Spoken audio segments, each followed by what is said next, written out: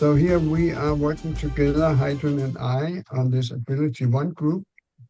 And we've had one guy that unfortunately passed away, Per Schütz, who was a very good facilitator. And I'm located here, and Heidrun is located here on this nose of this island. And I think Ulf is placed down here. Isn't that right, Ulf? Yeah, it's a little bit more to the western part, but it's okay.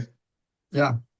Anyways, I didn't correct it from the last time, but I just left it in there. So anyways, the way we see deep incident clearing, we connected up especially to Gabota's book, and he has a very interesting footnote. And here he says a lot of things that you can read in the slide you have. But the bottom line is it's possible that the focusing approach could be combined with repetition and other patterns of viewing to reach even greater depth. And I'll explain what focusing is. It's kind of getting more into the feel of things. But Saskia Bode here, he gives several other modalities that has the same approach, which I'm not that familiar with. I did look them up, but I don't think they're so known, so I don't go into that a whole lot. But here's what Gendlin, he's the originator of focusing and the felt sense. And he says, one observes the area being worked on by trying to get the felt sense of the area. So I'll go on to Mr. Gendlin here. He was a Chicago professor in philosophy and psychology. And he was big I think much of his work was done in the 1980s. And especially this definition of the felt sense, it's a subtle bodily awareness of a situation, problem, or emotion. It's not just a physical sensation, but a pre-verbal holistic sense, something that is meaningful and complex. So it's any situation, let's say a dangerous situation, it will have a certain feel to it. It's very hard to describe in words because it's a feel you have in the body. But the same is the case with traumatic incidents. There will be certain feelings that go along with it. And those are very interesting when we address these incidents. Because when we can get to these feelings, we can get to these subtle energies that is actually what we call reactive or emotional charge. And I'll just take out here what Gabota says around this. Repetition is not only the way to break down cognitive or emotional automaticities. Another method of focusing is beautifully described by Kendwin in 1982. In focusing, it's not repetition, but continuous and patient contact with and perception of an area that leads to the breakthrough. So that's a very important point that we use in also in deep incident clearing. I'll say when I did these slides here, just in the past week or so, I found a lot of sources from academic side that kind of supported what I'm doing, we are doing with deep incident clearing. And that's what I'm going over here. Here's another interesting guy. I'll play a short video with his input on these things. Trauma is something that happens to you that makes you so upset that it overwhelms you. There is nothing you can do to stave off the inevitable because you are unable to function in the face of this particular threat. But the trauma is not the event that happens, the trauma is how you respond to it. Many people who are into treating trauma are into cultivating mindfulness, so that people can observe themselves, so that people can notice what's going on, so that people can become still enough to know what's happening. And so any treatment that helps people to calmly observe themselves and calmly understand what's going on inside is terribly important. It's like, how can you, if you think of the travel, can you find that energy in your body? Yeah. So basically, I need to tell myself I'm going to be safe when I get there. Everything is going to be fine. And like, I've taken a million trips before. Like it's one the thing. thoughts that I add to the feeling in my stomach that makes it worse. Yeah, but that's the cognitive part, Maya. So okay, now for a second, when you think about this overseas trip, if you close your eyes for a second, just relax your shoulders, relax your jaw, feel your butt in the chair, feel the support of that chair kind of supporting you because it's connected to the earth. So if you scan your body and you think of this sort of fear, is there a place in your body that kind of goes, hey, this is a little like achy or pain or pressure sensation? Just a little. I just feel a little nervous in my stomach. Okay, so put your hand over that and just see if you can connect with that feeling in your stomach. And then if you can breathe into it, if you can just allow it to be there and even embrace that feeling, even though it feels uncomfortable.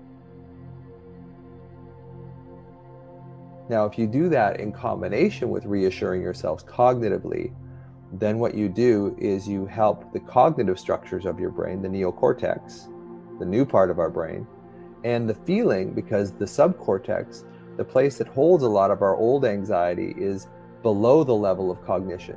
It doesn't understand words, but it understands feeling. So if you can take some deep breaths, breathe into that area, put your hand over it, really reassure it and look at it as little Maha. Did you experience when you were younger a separation from your parents where you went away a long distance? Yes. Because you're probably bringing back up that same feeling that you had back then now, because there's a part of our brain called the insular cortex, INSULA, that kind of mediates the mind and the body together. And I believe that when we go through traumas as a child, and they don't have to be big traumas, that insula creates a mental picture of your body at the time the trauma was happening. So it kind of recreates the past in your body. And as soon as that past in your body is recreated, the thoughts that were consistent with that feeling will just automatically come into your head. Yeah. You think because you've thought them, they have credibility when they really don't. Like, I'm afraid of this trip. Well, you've done this trip many, many times before. Clearly, you're not afraid of the trip. But clearly, it's probably what we call an implicit memory, which is those memories that aren't accessible by our cognitive word language structure. They are accessible only by feeling. And to heal that, and anxiety at a bigger level, this is what anxiety is. It's this old subcortical, below the cortex program that we have to change. And the language of that subcortical structure, those subcortical structures, amygdala, hippocampus, pons, medulla, brainstem, is feeling. It doesn't understand words. So to heal anxiety, we need to go at the cognitive, absolutely. But we also need to go at the subcognitive too, at the place where this was probably encoded, probably when you were a child. And we can change that through feeling. We can't really change it through words. And that's why people that go through years and years of talk therapy, yes, the cognitive part of the brain goes, okay, yeah, I understand I'm not in danger. But that feeling part is still there. And we are much more ruled by our feelings than we are our thoughts. But we believe the opposite. We believe that our thoughts rule it. We're rational creatures. We're not. We act in emotional ways, and then we rationalize it cognitively. We buy that thing that's too expensive for us, and then we get afraid.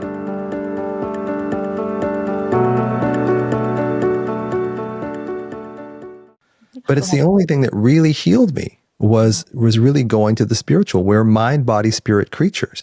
Mind and body, we have medicine, we have, neuroscience, but spirit is what heals us.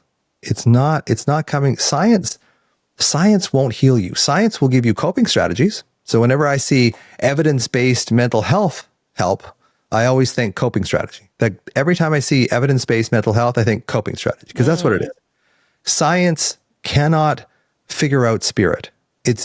We cannot reduce love. We cannot put love into a jar that we can split it into atoms and go, this is it, or this is the part of the brain that has love. We've been trying to do that for many, many years in neuroscience, trying to find the source of fear in the brain, the source of love in the brain.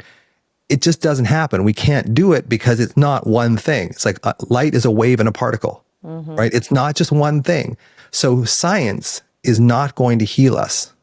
Science can give us strategies. It can give us little things that we can use to open the door to us. But what's really going to heal us, what's really going to resolve the mental dysregulation is this spiritual connection to ourselves, to other people, but mostly to ourselves. Yeah, to ourselves, to other people, and to the greater intelligence. Yeah.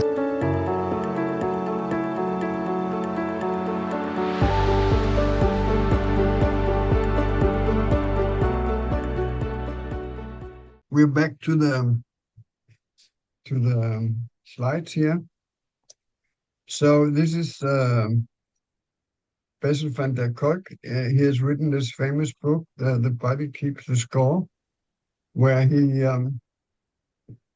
talks a lot about how these traumatic experiences, they actually get stored in the body rather than in the mind and the head. And so he has a different expression for this, the felt sense. He calls it the visceral feeling. And visceral has to do with the intestines and organs in the body. So it's a more kind of scientific expression. But he's a very, you have a very different kinds of psychiatrist, but he's a very warm-hearted guy. He's Dutch originally and grew up during World War II, I understand, and had quite a kind of a traumatic childhood because of the war. But he says, we know also from GIR how traumatic incidents can affect our health and our what do you call it, our way to move around. That traumatic incidents can block certain functions in the body. And when you run out, address incidents and get them cleaned up, you can actually recover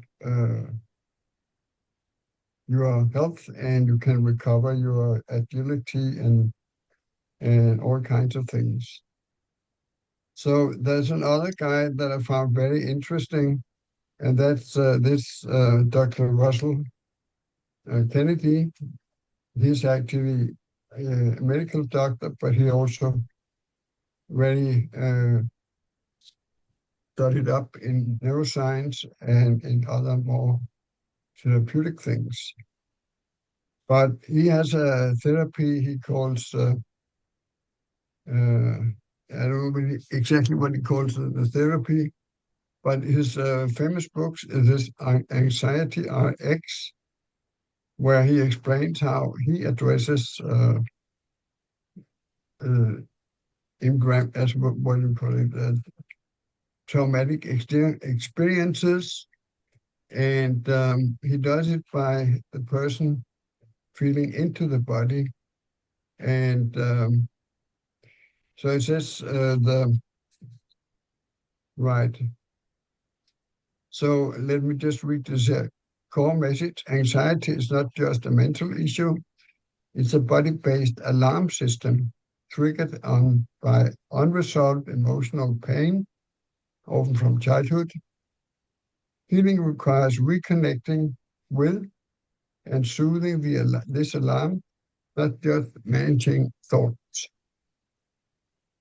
Key concepts: alarm versus anxiety. Kennedy distinguishes between alarm, the physical sensation in the body, and the anxiety, the mental story we tell about the alarm. Treating as anxiety effectively means calming the alarm, not just changing your thoughts. So that's a key point. Another person here that is very familiar with the brain and the nervous systems. He wrote a PhD about the nervous system, I understand. But he has developed this therapy he calls somatic experiencing. It posits that trauma is a physiological phenomenon resulting from undischarged survival energy that gets stuck in the body. And this definition is very close to what we use for charts. We see it as subtle energies that actually sits in the body, and you can actually get the client to locate them when you ask, where is it sitting? And it's not always sitting in the solar plexus. Of course, that's a common place, but it can sit in unusual places, like in the throat, in the gut, in the solar plexus, and many other places, especially in the torso and the head area. So the central premise of Walking the Tiger is derived from observing animals in the wild. Animals routinely face life-threatening situations from predators, yet they rarely become traumatized. Completion of instinct. When a wild animal escapes a threat, it instinctively completes the survival response, fight or flight, and discharges an intense mobilized survival energy through involuntary movements, such as trembling, shaking, or deep breathing. Once this energy is released, the animal returns to a state of calm and resumes normal functioning. So, of course, typically in our culture, we suppress a lot of things. We suppress our emotions, our reactions, and so on. So if we are in a, say, a fender bender or some not lethal car accident, we, as a guys at least, we want to, uphold our cool and show how cool guys we are. And inside there will happen all kinds of things, all kinds of energies will be triggered, and they will be sitting as energy blocks in the system. So he explains this very well in this book, and he has written several other books. But here we are. This is my presentation of kind of other modalities that kind of are similar to what we are doing. Are there any comments so far? Kendra, you had some comments on EMDR and so on. Do you have any other comments? I have a comment. I really enjoyed your going through the different the mind body connection. I've been practicing a long time, and not a long time, but I've been using the same strategies a long time. And when Russell Kennedy said when he thinks of like talk therapy, he thinks coping skills. And I'm like, yeah, that's all. That's my toolbox. And it's only since the last few years where stressors on people have gotten past my toolbox that I've gone more into the mind body spiritual connection, which is really outside my wheelhouse. So I appreciated you putting that on there. Yeah. One of my first experiences with this body mind was I did a massage workshop, and that was very interesting. And then one demonstration we had was a guy who he used to be a railroad executive or something.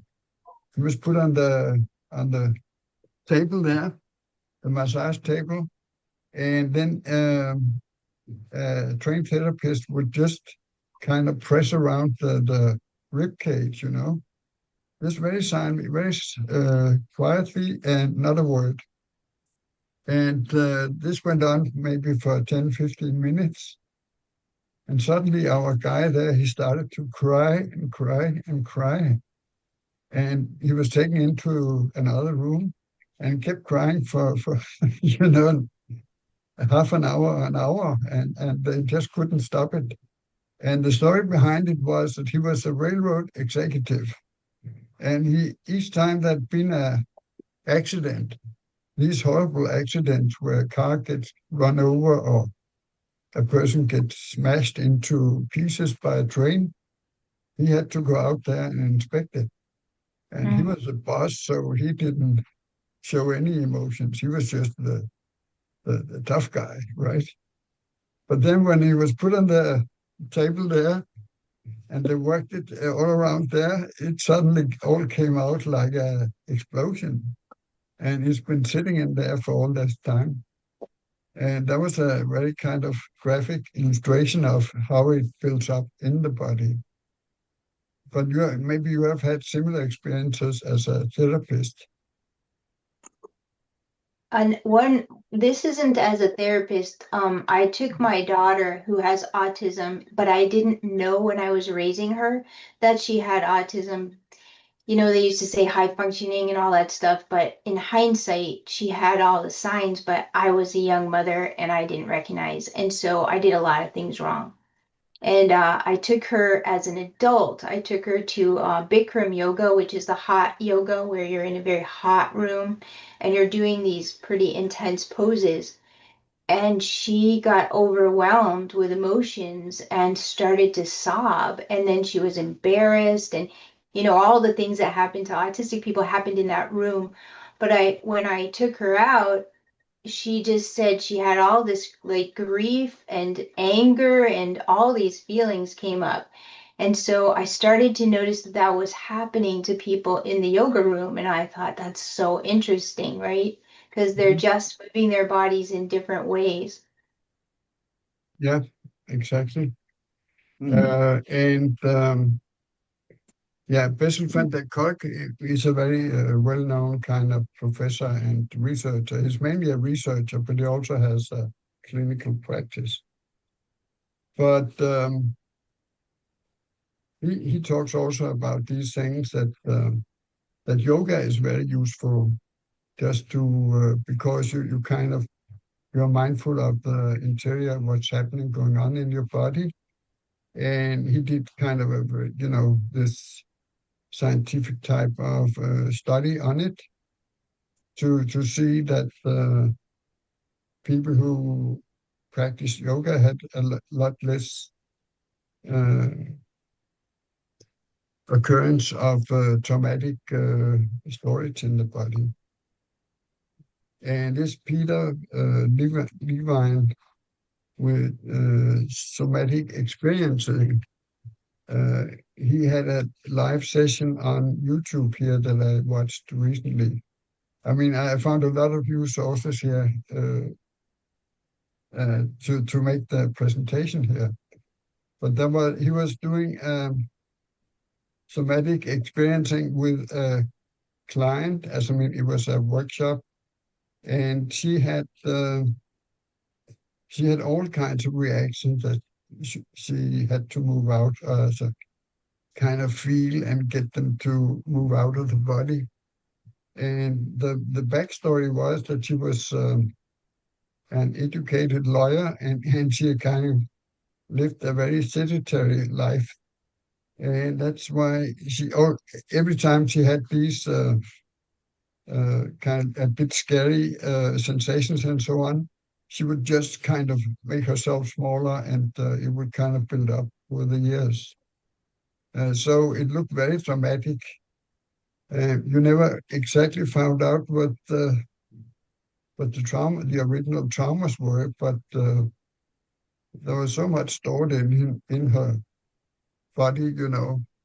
But my immediate thoughts was that if she was kind of a woman that just did normal exercise and so on, it just couldn't stay there. It would just kind of be worked out of the system for a large extent. I want to show another video. It's a live session that, let me see here.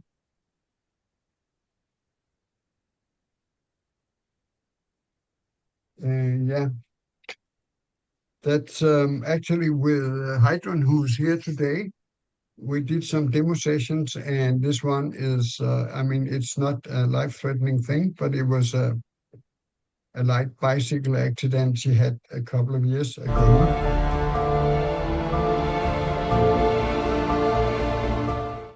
The video shows the 3 modes of deep incident clearing. First, we do the objective mode, the what happened mode. The client goes through the stressful or traumatic incident and explains what happened in great detail. Then we contact the subjective side, the emotions, feelings, body sensations, and thoughts.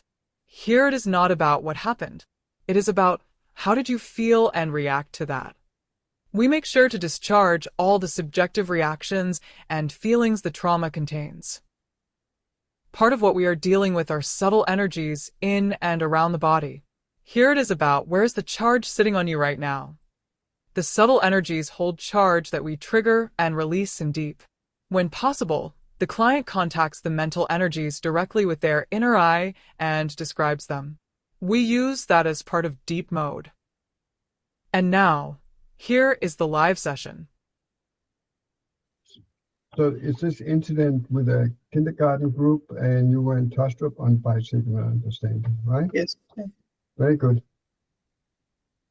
So when did it happen?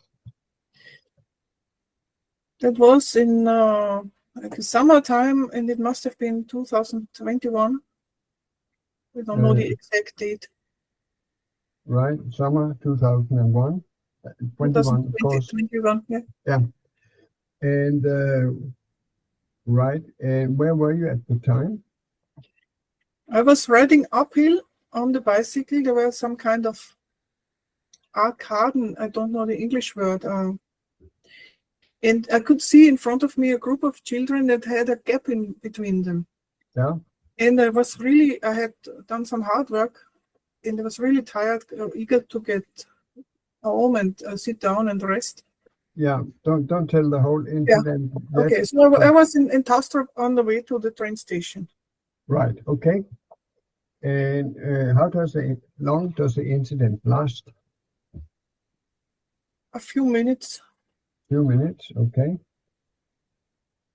So go to the start of the incident and tell me when you've done so. Yes. All right. Now close your eyes. Good. And what are you aware of? I see it's a slight uphill road. I'm on the right side. There is a separate lane. Not really a lane for bicycles, more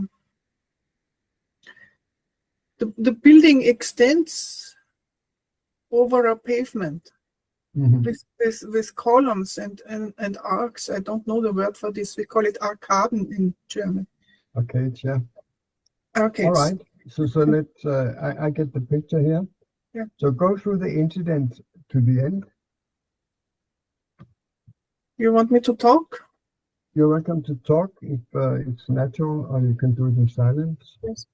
Well, I'm riding uphill and I'm very aware of being tired at the end of my rope, so to speak. Not totally exhausted. I can still manage everything, but I'm not in good shape. Mm-hmm. And there is a little group of children ahead of me with, I think, 2 teachers. Mm-hmm. And they are making the way across that area so we are going at a 90-degree angle.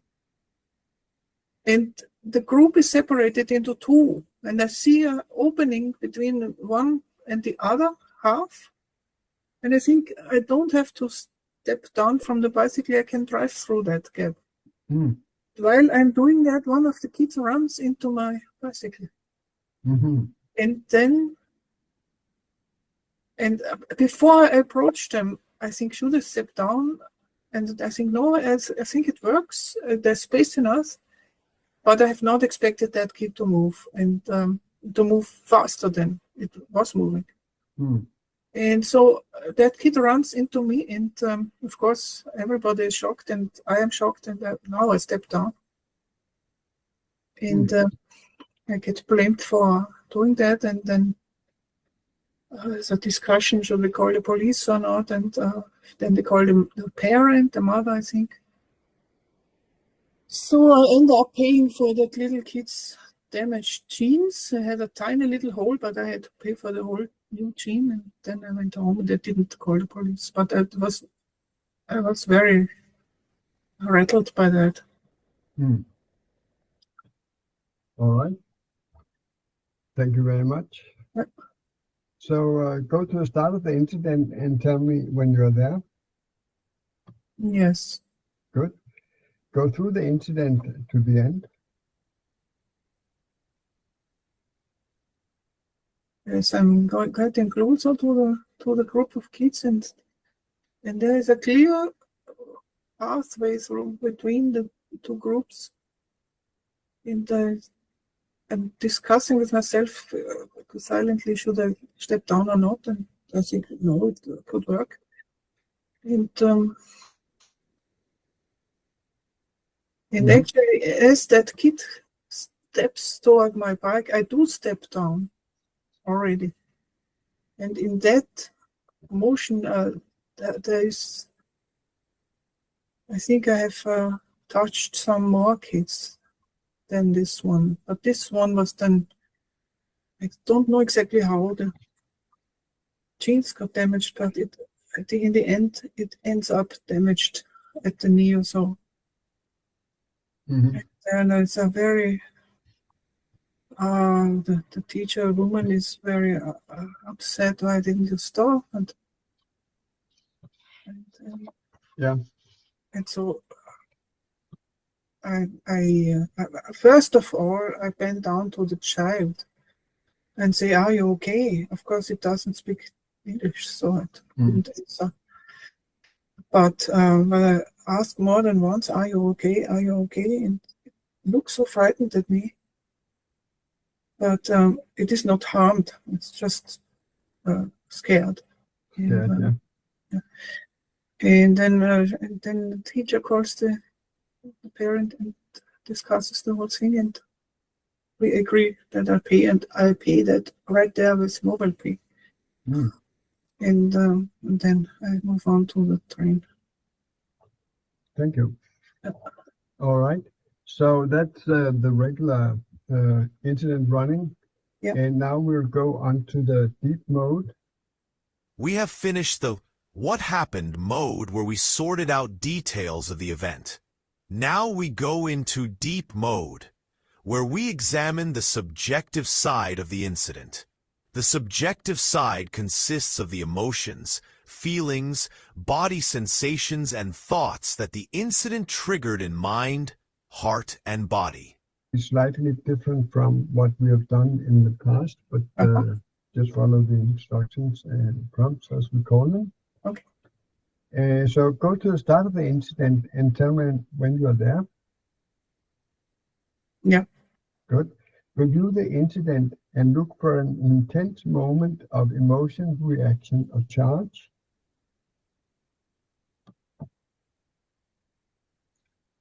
Yeah. Yeah. And what's the It's moment? Well, it's when I step down and when I am down, bending to the child and ask, "Are you okay?" And the child looks at me with a real shock in its eyes, and that is very painful for me as a mother. Yeah. I have children myself, so that is very intense. Very good. So on your part, at that moment of distress, are there any feelings, emotions, or body sensations? I have an emotion of intense regret.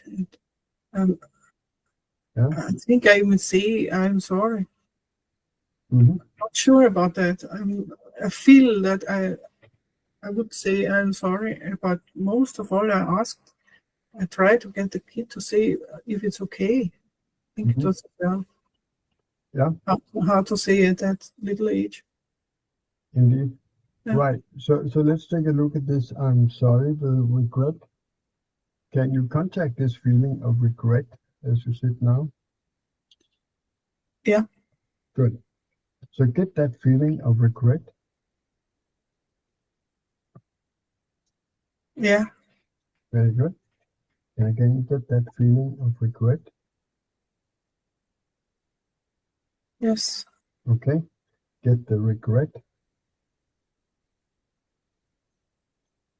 Yeah. Okay. And again, get the regret. Good. And now get the regret. Yeah. Good.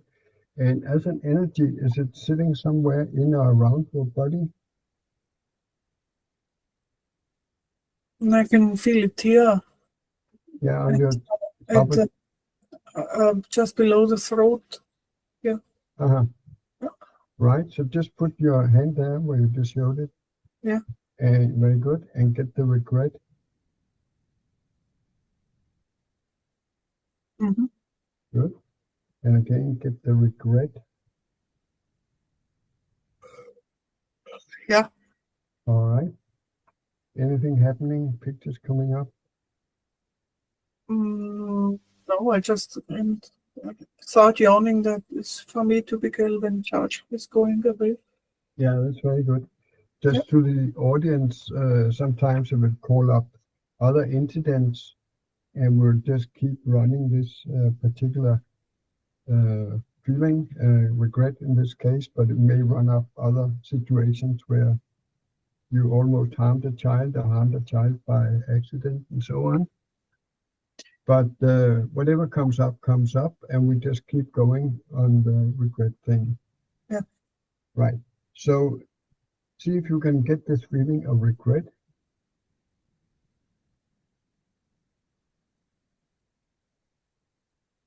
Yeah. Okay. And again, the feeling of regret.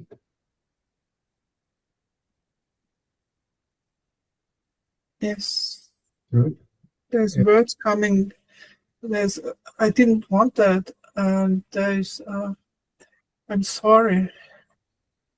But this is not what I'm saying. This is what comes up now. Yeah.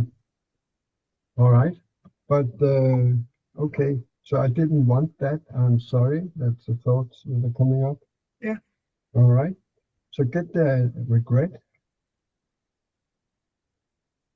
Yeah. Good. And get the thought, I didn't want that. I'm sorry. I'm sorry. I didn't want that. Very good. And again, get the regret. Yeah. And I wish I could talk to that kid, but there was no chance because of language. Oh. I'm sure I could have brought him or her a little in present time by just exchanging a few sentences and telling her that I'm sorry, and I did not. I thought I could pass through, and that I made a mistake and such things. I wish I could have told her that. She would have been old enough, but the language was not there. Hmm. Right. All right. I got that. Yeah. So how's the regret? Yeah, it has. I think it has. It has lifted. Yeah. Right. So at the same incident there, are there any other emotions, feelings, or body sensations? The whole time I can feel this tiredness that I have worked hard and maybe too long. Yeah. And that I need to rest very urgently. Yeah. And that there is hope that I can make it home. I mean, it's not that I would ever collapse or something, but this feeling I cannot go on. It's not realistic that I would not be able to, but it feels like I cannot continue. All So right. that was there. Yeah. So let's take that up and see how that goes. Yeah. So can you contact that feeling of tiredness as you sit here in session? Oh, yeah. Yeah, great. So get that feeling of tiredness, exhaustion or tiredness, right? It's run down battery. If I had if there were a machine, my battery would show red. Your batteries were down. Yes. Yeah. All right. And this is for me a very familiar feeling because I was never really fit, and I keep trying to build it up, but it is not really happening. So that is a very frequent feeling for me. All right. But we just focus on the feeling and not so much on the incident at this point. Yeah. Because obviously you're talking about this feeling exists in many other situations. Yes. Well, we address the feeling as such, right? Yeah. So get this tiredness.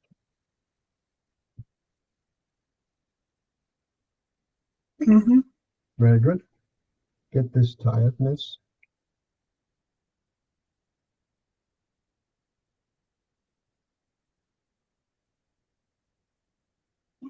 All right. How are you doing? Yeah. I still regret it, but I cannot turn back the time. Right. Okay.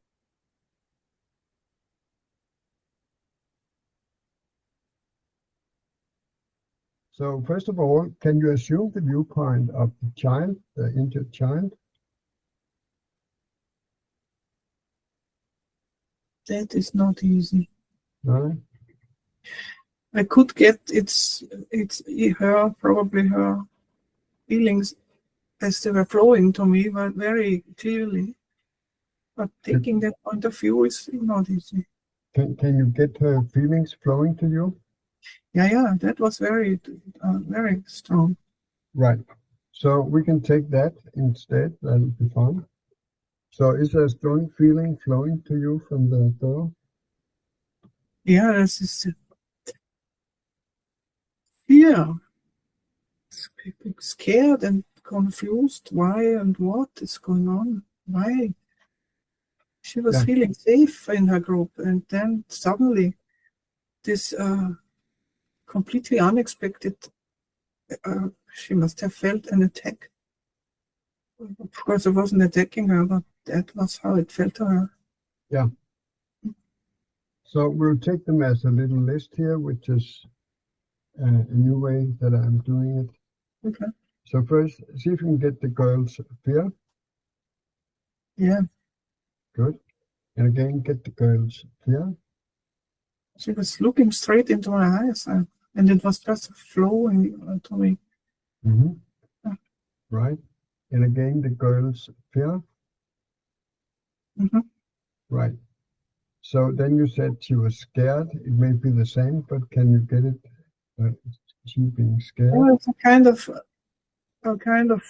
trying to retract from that space. She did not do it, but I could see the impulse to the impulse to what? Get away. Step to remove herself backwards. Yeah. All right. To get this impulse to remove herself, scared. Yeah. Good. To get this impulse to remove herself, scared. Yes, but I still cannot look through her eyes, which I normally can do easily, but not in that case. No, we'll take it as you have it. So it's Okay. so get this feeling, being scared, this impulse to withdraw self. Good. And we go on to the next item. Let me just explain. I take them like 3 times each, and then the second time through, I just take them 1, 2, 3, 4. Okay. So now we have the confused. Can you get her this feeling from her confused? Yes. What's that? Why is that happening? It's very, very confused. Very good. From my viewpoint, it seems very real.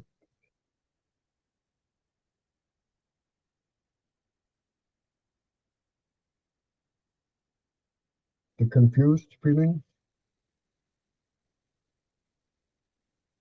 Yeah, that turns into a smile now. I don't know why. Okay. It sounds like a happy ending there. Okay. Right. So are there other things coming from the little girl? No, but the teacher is very upset. The teacher, okay. I don't know how that is called. You know, kindergarten teacher, they're not really teaching, but they are responsible with the group. Yeah, they're called kindergarten teachers.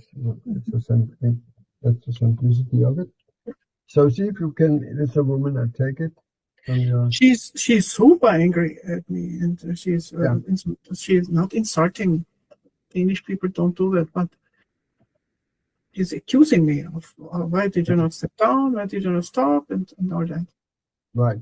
Also, of course, first we had to establish language because she's a Dane, but she had English, so we could talk. Right. So see if you can get the viewpoint of this angry teacher. Yeah, that is easy. Right. And you say there's anger, there's accusing. Are there any other? There's outrage. Entrüstet in German. I'm not sure about the right English word. Entrüstet, she's. Accusation, so what? Yeah. Well, of course, she's. Don't blame her. She's right. Yeah.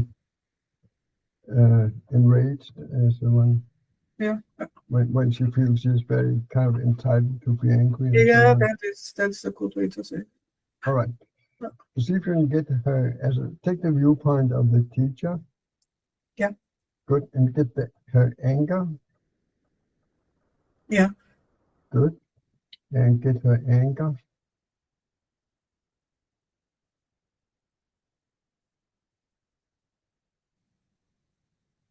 What's that? It's flowing away. Very good. So just let it flow as long as it does.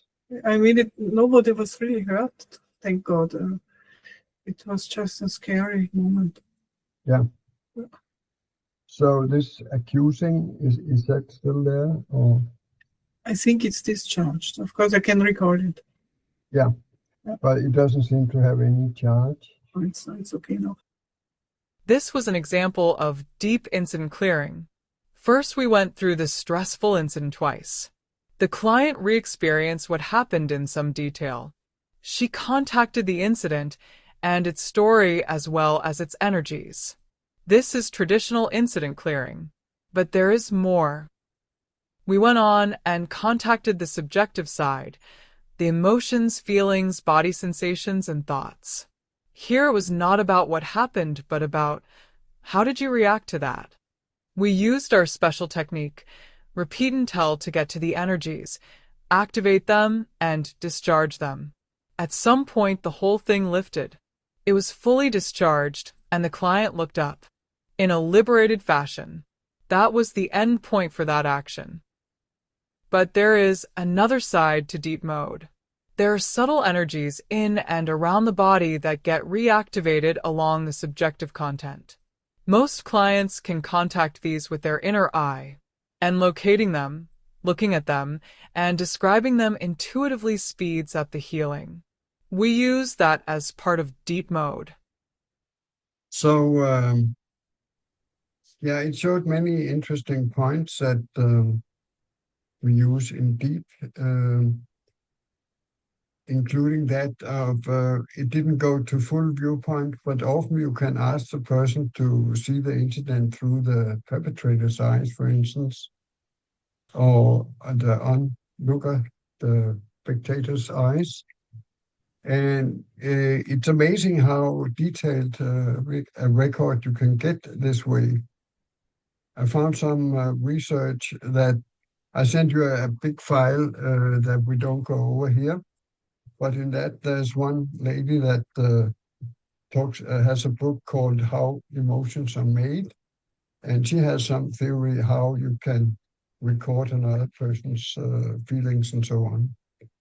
But we've done that for a long time, and it's very kind of real and detailed in many cases.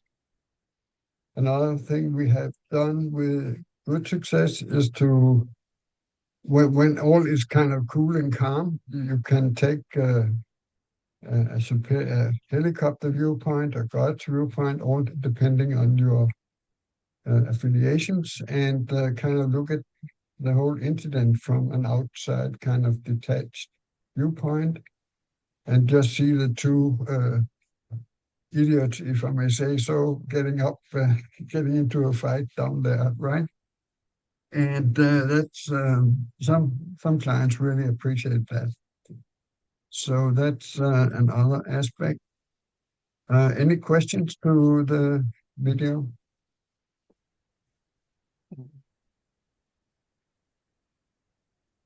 Well, I have a question. How did you know when you were asking her, get the feeling of regret, and she kept saying, yeah, I've got it, I've got it. How did you know when it was time to move on from that? Yeah, and so we usually use the SOD scale from a scale from 0 to 10. How does it feel? And they will come up with a high number, and then through this repeat and tell technique, it will get down to near 0. When it's down under 3, I'll let it go. But I mean, I know what to look for, so I don't need to ask, quite frankly. And also I know Heidrun very well as a client and so on, so that's why I'm not asking much into that. But the simple way is just to ask on a scale from 0 to 10, how much charge is on it. And this is used in many therapies and in many systems, and it's quite reliable. It wasn't when her feeling de-escalated. It was when in the very beginning, when she was going to move into feeling sorry, and you had asked many, many times, get the feeling of regret, and then you went, like, how did you know to move on to get the feeling of I'm sorry?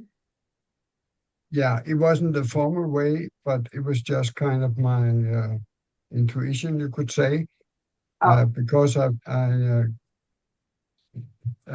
it's formally you would use the scale 0 to 10. And I usually say if it's under 3, we don't pursue it. For that reason, when you ask, get that fear, and then the person says, I cannot feel any fear, but you just ask him to get it. So at least you get a little bit fear, right, from the instruction there. So if it's down to 3, I would say, let's find something else that is more productive. And that's how we work it.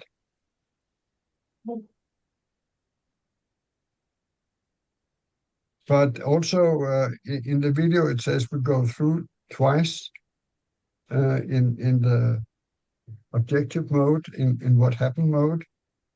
But if there's a lot of things happening and the story changes and so on, it's a good idea to do it several more times until it all settles down, and then you can go into deep mode and get the subjective side. Thank you. Any other questions? It doesn't seem to be the case. Well, I'm a little bit ahead of schedule, but I have another video that's session with a quite green client that bought some hours and so on. And he was in the San Francisco area, and I was in Copenhagen, but you're all used to that long distance stuff. But typically he's kind of the psychotherapy type that he wants to tell and explain and give reasons for it and so on. So you will also see I have my problems with getting him to get down to business, if I will. But he did very well. I have a formal way we could address such an attack kind of incident. And so you don't have to explain a lot of details at this point. But there was a specific client that attacked you, right? Yes, yes. Right. So that's what I want to address. And I have some formal questions as always. That's kind of. I just want to say that the Dirk is his name. He was a social worker in kind of a locked facility with kind of psychotic patients and so on. And apparently it's quite a dangerous place to work, which you will hear here. And he had only a few hours of deep, so he is kind of all over the place. Part and parcel of what we do. Okay.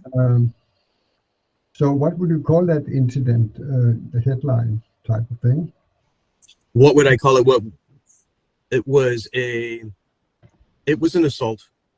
So are you interested in going through that incident and kind of getting the charge out of it? Certainly, yes. Great. So when did it happen?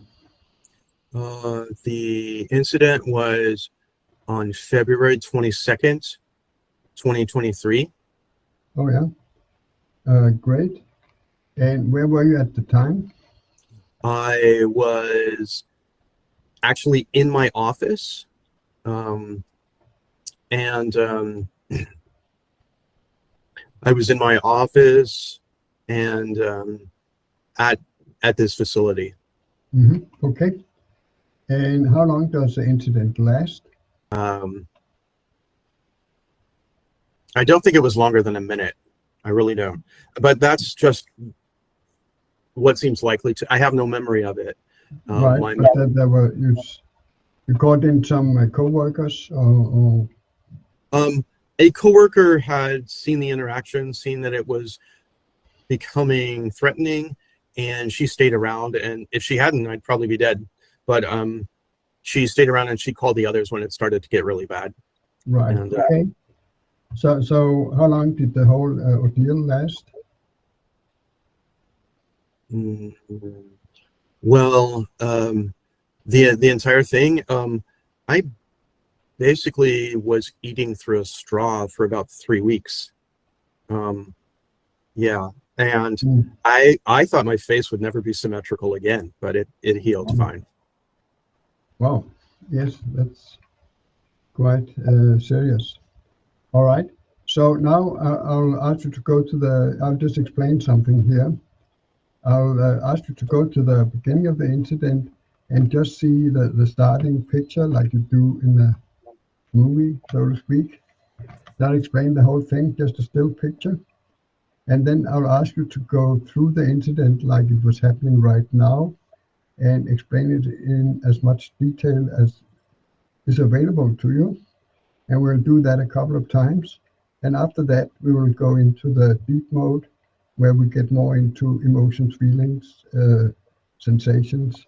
Since it was a physical incident, there would also be kind of physical pain and so on. Do you follow?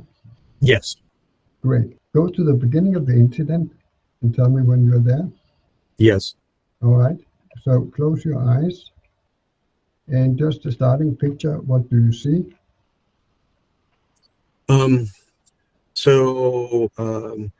I had this client. He was one of my personal clients. Yeah, just we had. I just want kind of a snapshot. Okay, fine. So This very large client walked up to me. Go through the incident to the end. So the incident was embarrassingly small. I was simply trying to maintain a standard. This client asked me if he would receive an incentive, and I said, well, didn't I see that you cause problems at night? And so, no, you're not going to receive it. And he said, well, you want to think that over, and you want to think that again. And I said, no, you caused a problem at night. And he said, how do you know that? And I said, because I saw the note. And he said, who wrote the note? And I said, I'm not going to tell you, because then you'll just beat up the person at night. And so he beat me up. And that was pretty much it. I see. Thank you. Now go to the beginning of the incident and tell me when you've done so. Yes. Right? Go through the incident to the end. Yes. So this very large client who I had some difficulties with in the past approached my office. My friend Sierra was watching the interaction, and that's very lucky. The large client said, am I going to get this incentive? And I said, well, you caused problems at night, didn't you? And he said, well, how do you know that? And I said, because I saw it in the notes. And he said, well, who wrote the note? And I said, I'm not going to tell you, because then you'll just cause more problems at night. And so he beat me up. Okay. All right. So go to the beginning of the incident and tell me when you've done so. Yes. Right. And now look the incident over and find the first or the strongest moment of charge, of commotion and stress and so on.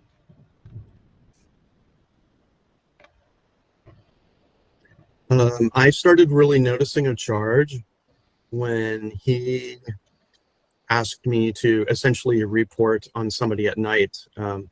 I knew his history. I knew he had caused many problems at night before. I knew that if I gave him the name of the person who wrote the note, that he would do something to that person. Mm-hmm. And so I felt like I was maintaining standards. I was not at all supported. This is after, but I was not at all supported by the administration. They made it seem like this had been my poor decision making. But in fact, what I was trying to do was prevent a coworker from being beaten. And when I understood that, that's when a charge started to come up for me. Right. So what point in the incident was that at? Maybe in the beginning, maybe the first minute, maybe. Yeah. Okay. So at that moment, was there a strong feeling of sorts? Yes. Yes. And what feeling what would you call that? Feeling? I would say I felt trapped, because I knew that if I didn't give him what he wanted, he was going to take it out on me somehow. And I felt it was very important for me to not throw the problem to my coworker at night. Mm-hmm. And I just felt trapped. I felt very trapped. I knew what was going to happen. I felt trapped. All right. So sitting where you are, can you contact this feeling of feeling trapped, being trapped? Yes. Okay. So get this feeling of being trapped. Yes. Good. Get this feeling of being trapped. Yes. Okay. Get this feeling of being trapped.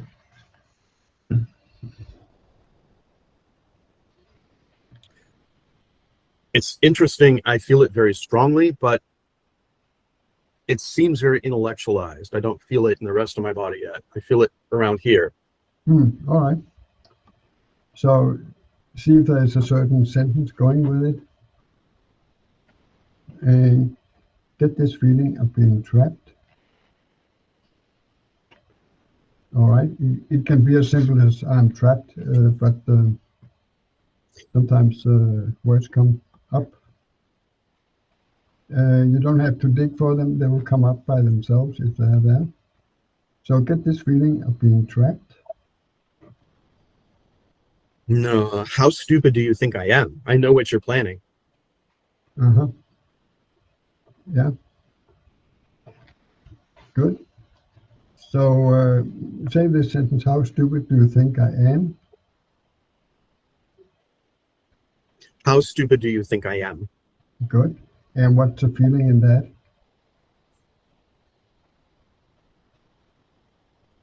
Well, there's still a feeling of being trapped. There's also a feeling of being angry. Yeah. All right. So we'll cover that. Let's take the angry here. So get this feeling of anger, being angry.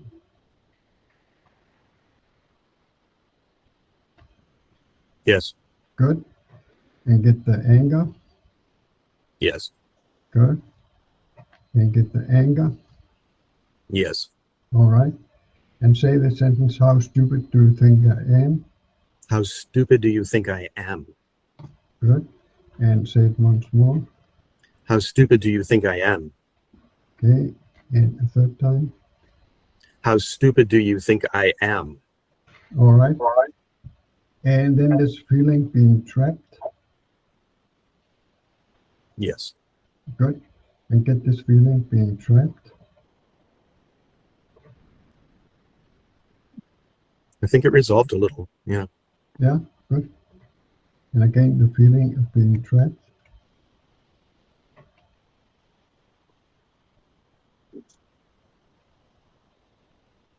No, I don't get it anymore. All right. So let's see. Great. So the anger, can you still feel the anger? Yes, definitely. But you know, it's an interesting emotion because yes, I still feel anger about the initial situation, but I also feel anger about the way I remember it and the way I was not supported by the administration at all. Yeah. Right. So it's a more complex anger. Yeah. Yeah, it's two different angers, I would call it, because Okay. So there's the anger at the client and there's the anger against administration that said it was your own fault, kind of thing, as I understood it. Yes. Right. All right. So get the anger at the client. Okay. And then there was the anger at the management. Can you get that as a separate thing? Definitely. Yes. Right. So get this anger at management. Yeah. It's somatic. Yeah. I feel it right here. Great. And get this anger against the management.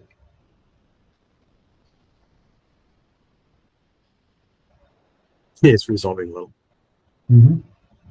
Right. And the anger against the management.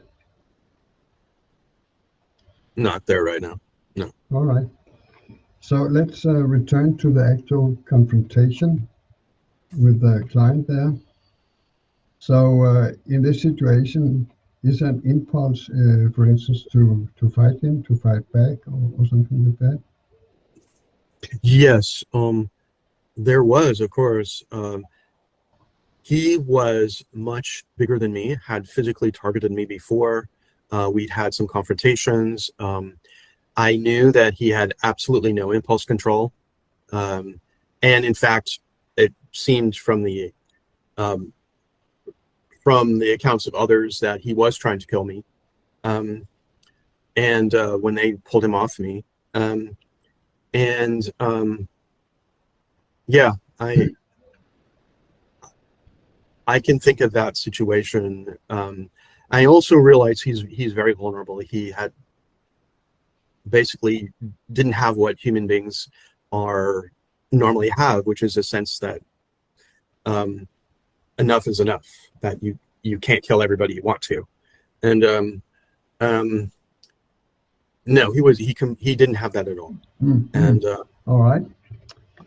So is there another charge at an intense moment in the incident? Not that I have a memory of. Apparently, he was hitting my head, and my head was bouncing, but I have no memory of that.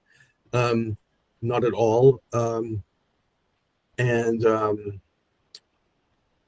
Yeah, I think honestly, I think the next thing that was a charge for me was realizing how badly I was hurt. And then the next thing that was a charge for me after that was realizing that the administration had no intention of being supportive. So we had this moment the next morning. And what kind of physical pains or sensations did you have at that time? This right here, the temporal mandibular joint, was deranged somehow. So consequently, I was unable to open my mouth, and this hurt quite a lot. That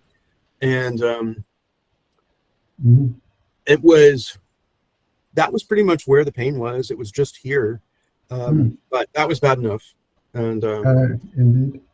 So that was a right TMJ, as it's called. Yes, for short. Yeah. Right. That's about exactly where it was. He was hitting me right here. Right. So if you hold your fist there, like that, yeah, can you get a sense of that pain, that impact?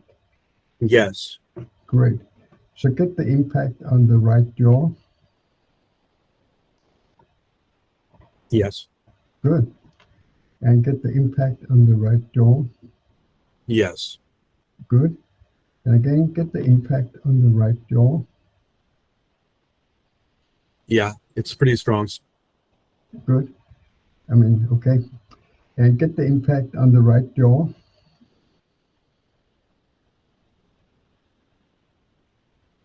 A little bit less. Yeah. All right. Yeah. And put your fist there and get the impact of the right jaw. Boom. Yes. And get the impact. Feeling. Yeah, I don't have a charge to the memory of pain, but I do feel a little vulnerable from that. Maybe just came up a feeling of vulnerability. It's kind of a silly vulnerability because I'm the one who chose to work at that job, but yeah, it's what comes up. Yeah. So how did the impact kind of lift, or what happened with that? Did it lift over time? Yeah. Yeah, I'd say maybe it took about 2.5, maybe 3 weeks before I could eat normally again. Then my face, I'm going to say it took my face maybe 5 weeks before it looked even starting to look normal again. Right. Yeah, it took some time. Indeed. But when you put your fist there, can you still feel kind of the impact, or is it, how's that? Or you more have to make it up now, or what? No, you're right. It has to be contrived. I don't have it's not connected to the actual like memory. It's connected to memory of memory, thoughts of memory. Yeah. Yeah, I got it.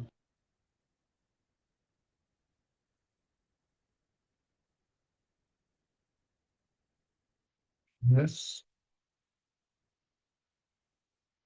Yeah, that was that session there in abbreviated form. And you could see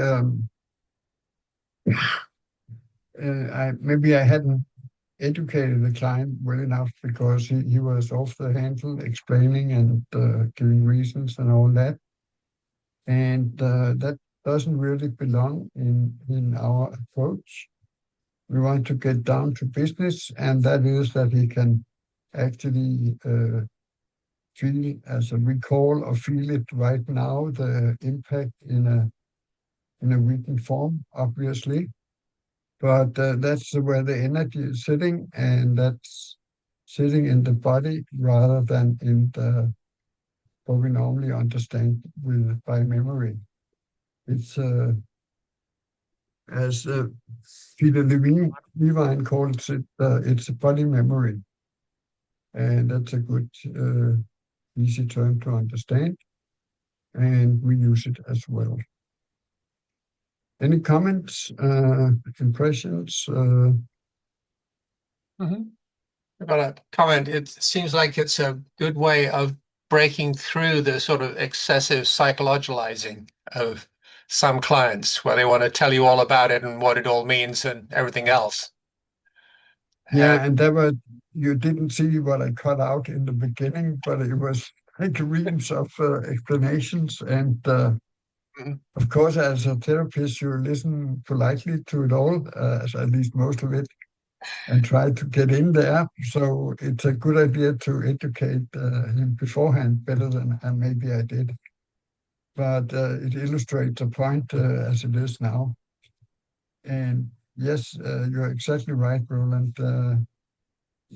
They love to explain, and maybe I antagonized him yesterday, and that's why he was so angry at me, and blah blah blah blah. And it could be this way, and it could be that way, and all the rest of it. But both the TIR procedure, you want to get down to the exact recordings, the images, and so on. And then with this, if you see it as an addition, you get to the subjective side of things. And in that way, you really get around the issue. Okay, so I'm all set here. So I want to pull out some things from applied metapsychology and TIR from Gabodes, especially his book Beyond Psychology, to see what I emphasize in deep clearing. So we, of course, the person-centered viewpoint, it's a big thing in TIR. So here's a quote: "We cease talking about some hypothetical world outside of experience and limit ourselves to what each person experiences. And in deep, we address decisions, emotions, energies, efforts, and point of view, or polarities in incidents and situations." So that's very much the experiential side of things. Also, like in the short video with Bessel van der Kolk, he says, a trauma is not what happened to you, it's how you react to things, to events. Then there is, so this is this point we have in common. Then there is identity. Gabode says, a package of personal traits and abilities the person has assumed in order to carry out an intention. So this is not big we use it in other parts of deep clearing, but what we do in deep clearing is to take the viewpoints of the main actors of the event, like the perpetrators and the victim, obviously, but you can also take people that are not present. For instance, you know very well that some persons, they will always think, what would my mother say when I do this, right? So you can take your mother's viewpoint in that case and run it through and get all these things and considerations he brings up. So in traumatic incident reduction, we talk about the FESAPs, the feelings, emotions, sensations, attitudes, and pains that are found in the case. It's from the TIR manual. And in deep, we work with what we call the deep element. We'll cover it more in detail, but we have decisions, that's the first D. Emotions, that's the first E. Energies, and that can be efforts and body sensations, impulse and action, all kind of energies and body stuff. That's the second E. And finally, the P is points of view, polarities and interactions. It's like when we see it from different viewpoints, we take the different points of view. And this is very effective to really get to the bottom of things. You saw it in the video with the bicycle accident, where she couldn't exactly get the viewpoint of the child, For some reason, it was not available, but still the emotions that hit her from the child were available. And they were certainly part of the incident. We go on here. Yeah, so then in Gabode's book, he also talks about unstacking, a technique for locating and discharging sets of conflicting goals and intentions. And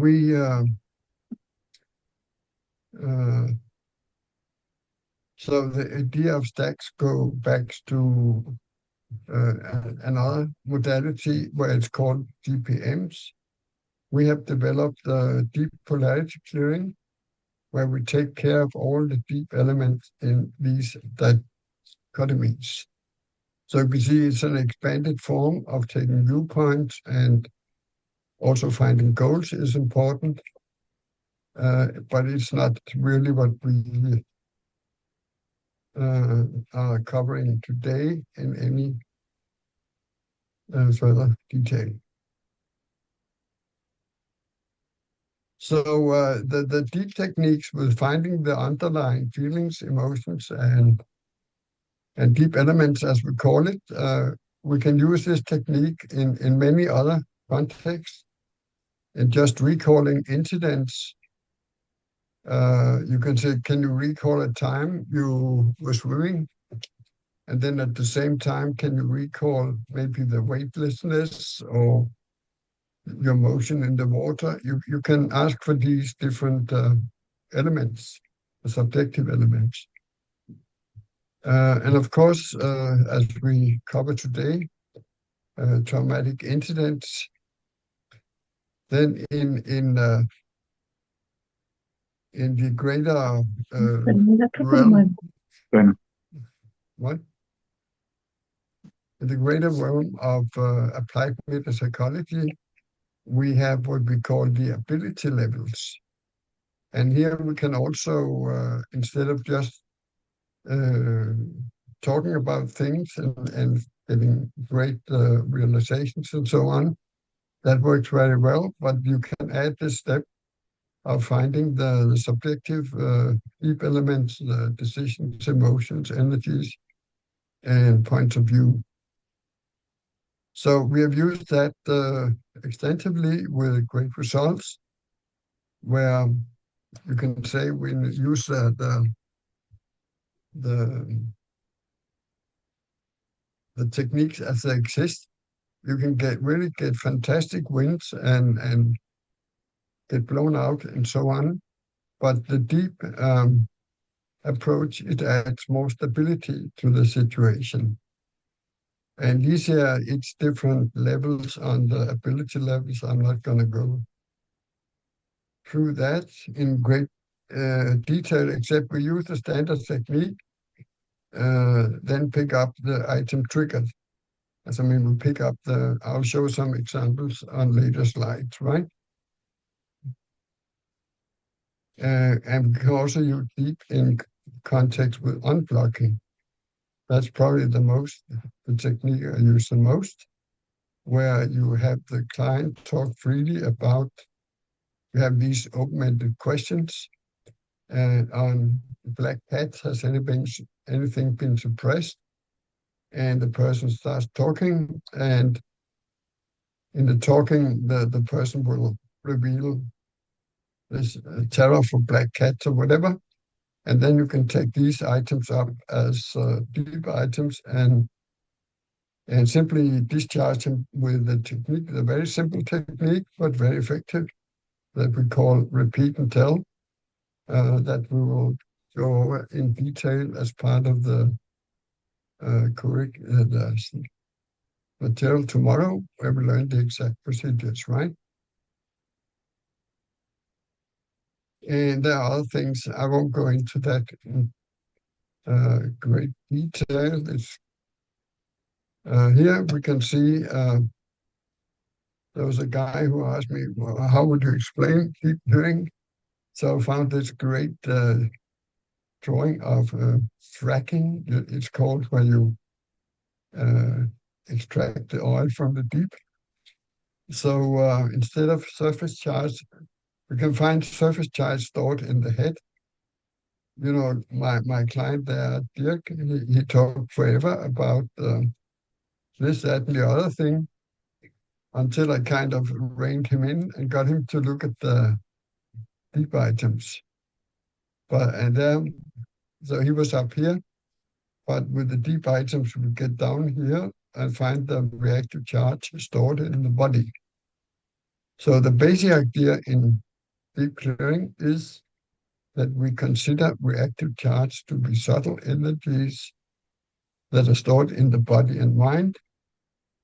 Using the methods of deep, we can access these stocks and frozen energies, thaw them up by using curious and mindful attention, mindfulness. In other words, they're now liquid and can flow and complete their cycle of action.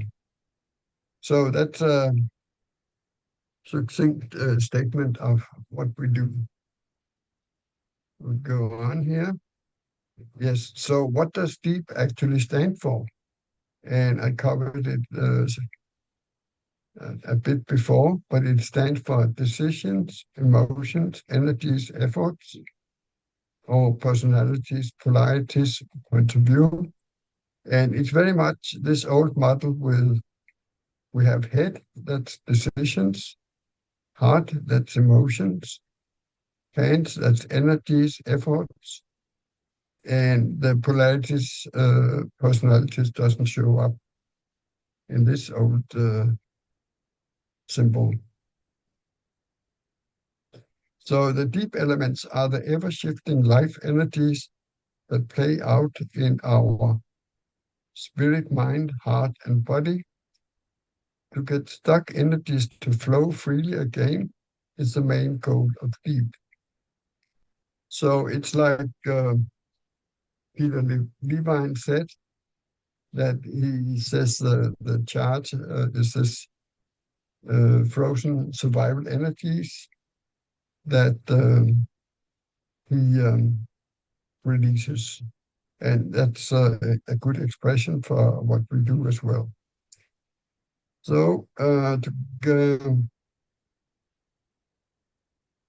yeah, so here's a repeat here. The deep elements is the ever-shifting life energies that play out in our mind, spirit, mind, heart, and body, as well as in our actions, behaviors, and relationships. We find stuck elements, energies, and release them into active life force.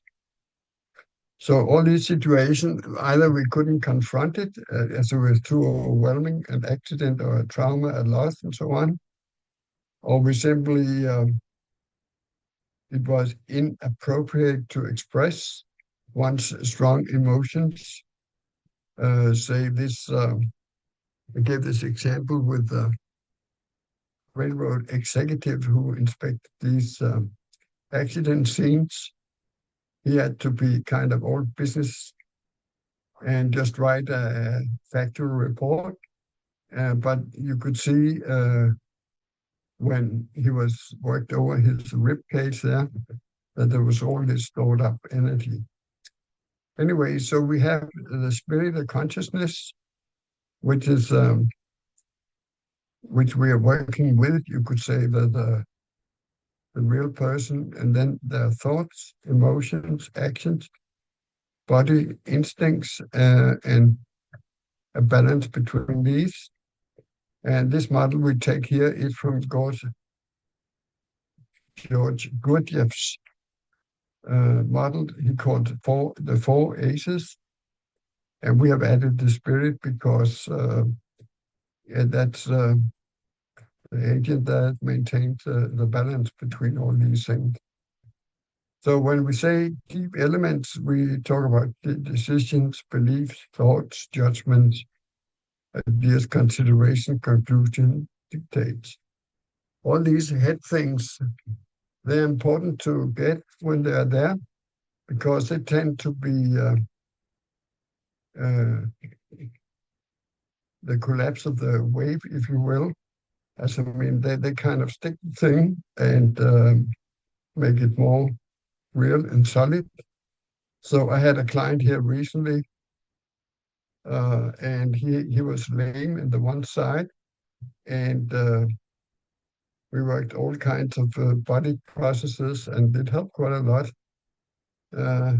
And then one day in one session, he kept saying, "That is just how it is, that's just how it is." And then we took that out and did some processing, and that made him aware of what he was saying.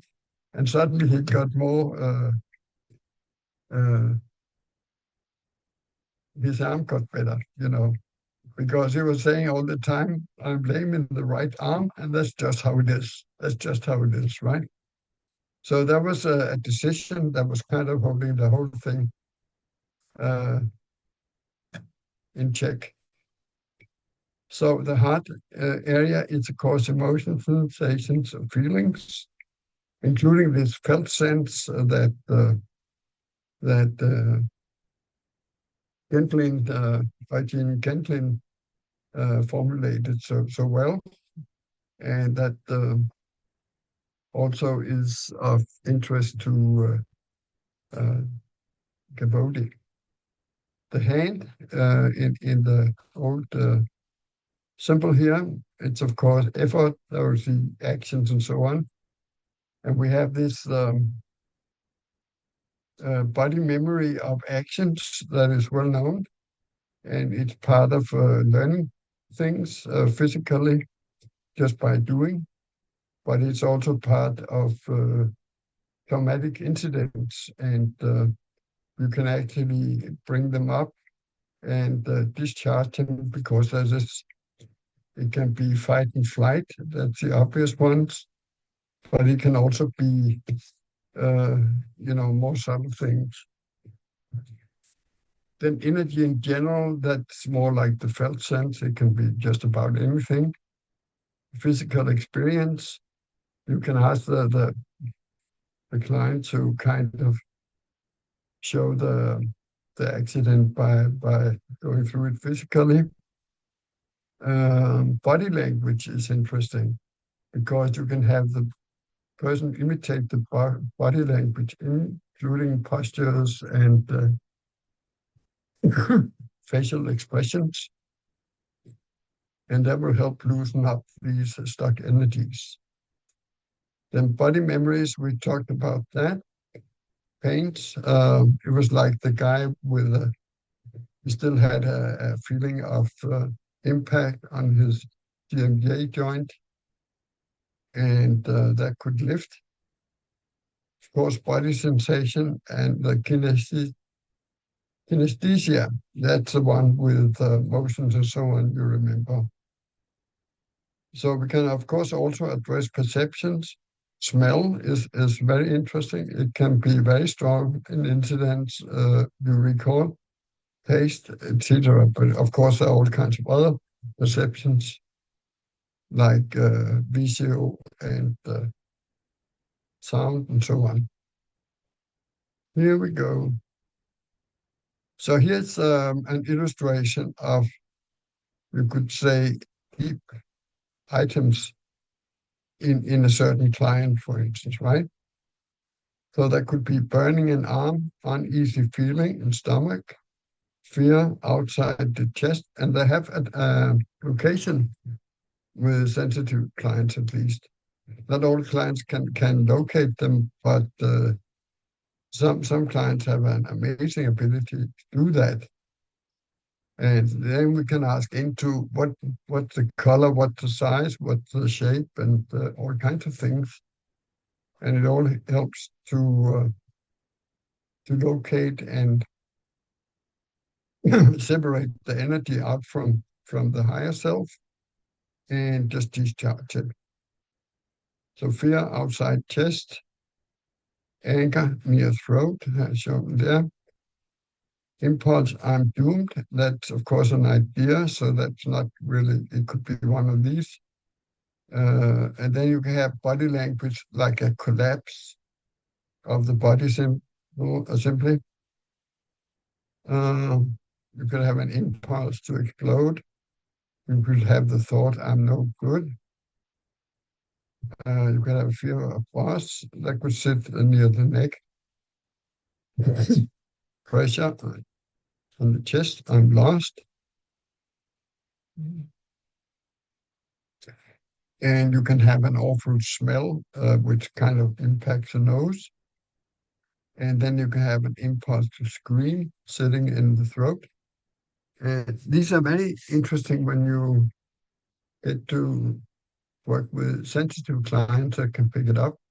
And it's not, I mean, I have big sturdy guys who can do that, and I have other guys who can't. But with clients that really can work with that, it's a shortcut.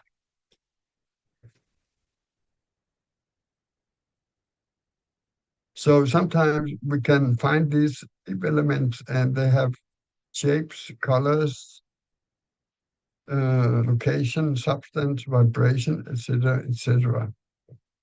And with some clients it works great, but with others it all sits in the same place, so it doesn't really do a big difference. So let's see here. Yeah. So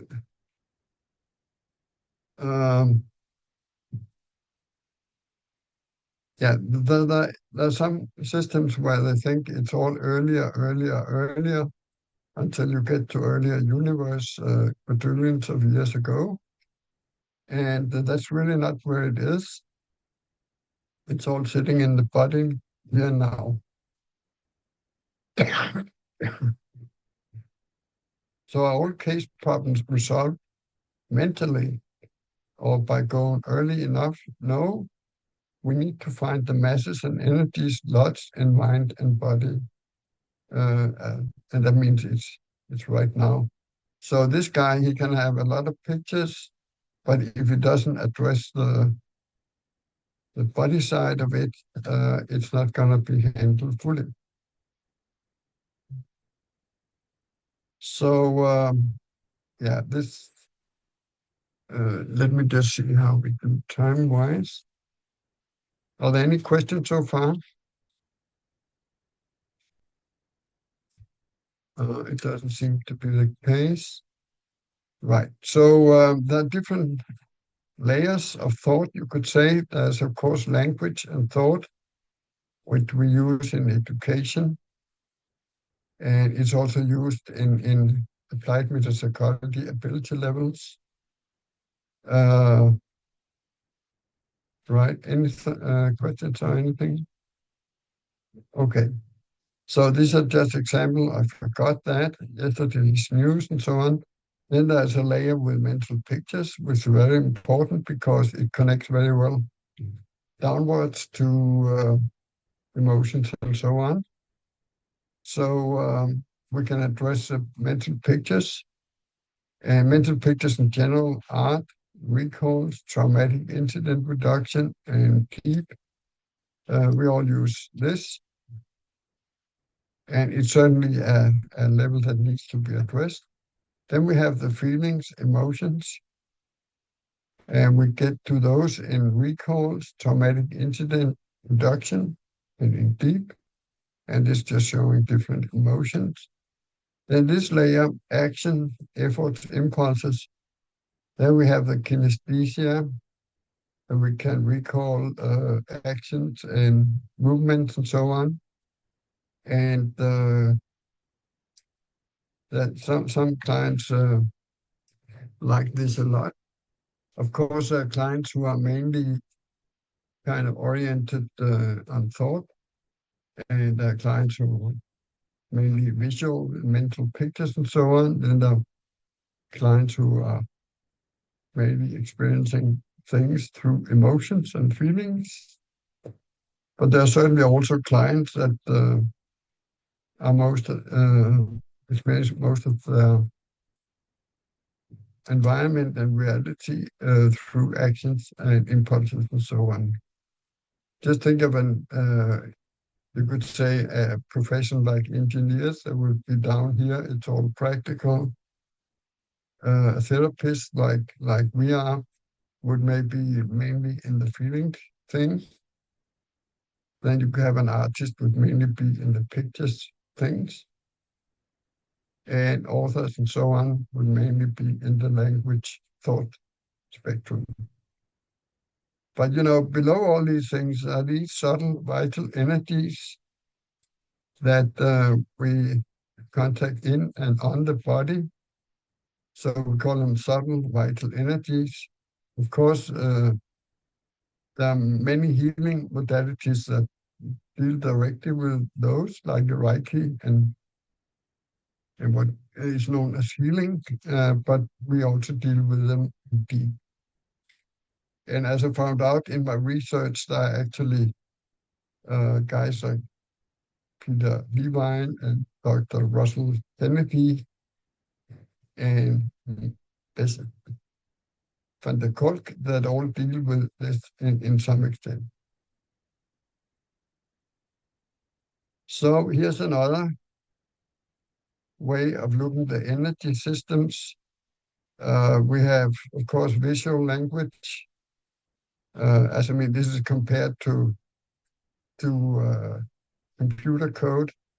I'm no expert in computer code, I must say, but I once did a computer program under great supervision, so I did it once at least.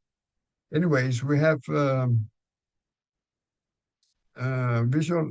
We have these languages that translates into code, and at some point we have assembly language.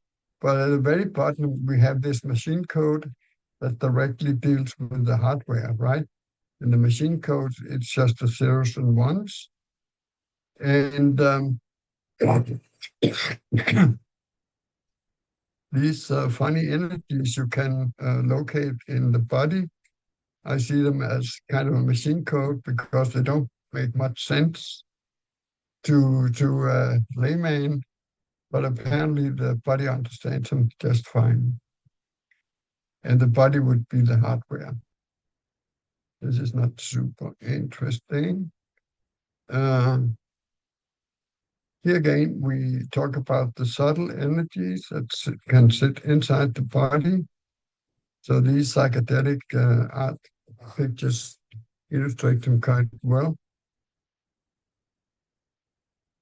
So we say that reactive charge that we are very interested in as therapists and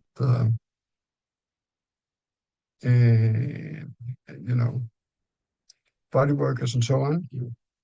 It's uncontrolled subtle energies in body and mind.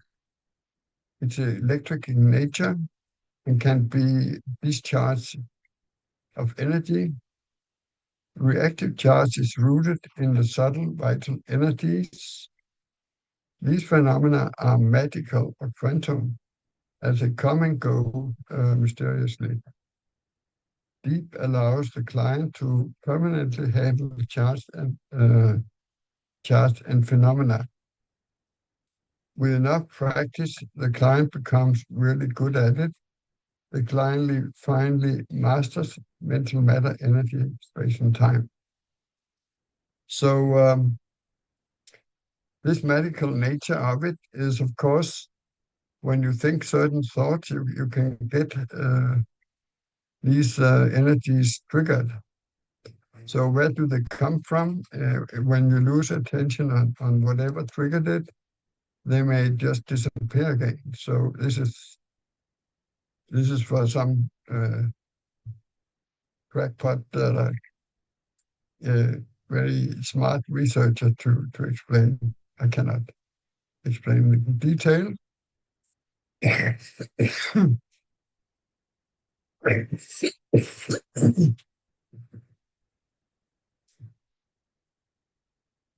Excuse me for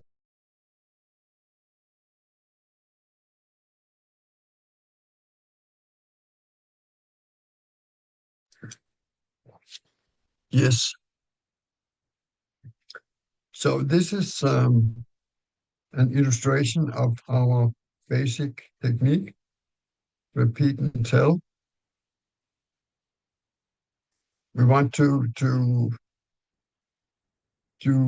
sort out this clutter, which is in the what we call the repressed mind. It's unfinished business of feelings, emotions, sensations, thoughts, impulses, and actions, and the stuck energies, right? So it's just a mess. It's clutter, right? And we want to get it over to clarity. So what we do, we take one little piece at a time, as one emotion, for instance, and observe it repeatedly, mindfully, as it's repeated, mindful observation, one item at a time. And so we take one little piece, get it over here, and now it's a discharged element. It's peace of mind, free-flowing feelings, emotions, sensations, thoughts, impulses, actions. So this process discharges the reactive and stuck energies so they are free-flowing again. So we take one little piece at a time, one little piece of clutter, and we get it over to clarity, another little piece of clutter over to clarity. And that's how we go through a traumatic experience, for instance, after we have mapped it out. So we get from stuck energies to free-flowing energy. And of course, all the emotions are natural and have a function. As a fear is part of getting away from danger. Anger, it's, for instance, defending yourself or attacking. So this can be quite necessary. And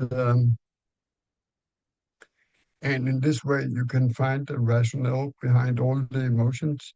So it's not that some emotions are bad and others are good, but to get stuck in any of them is not a good idea. So, yes, any questions so far? No?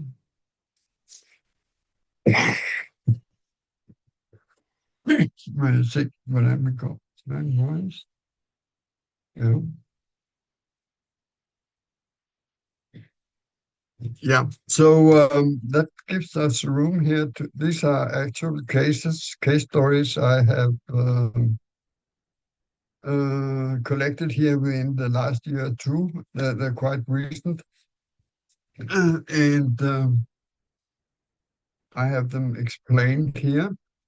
So this, I'll go through other things than just traumatic incident production, because this here was basically an unblocking. We ran an unblocking on a woman.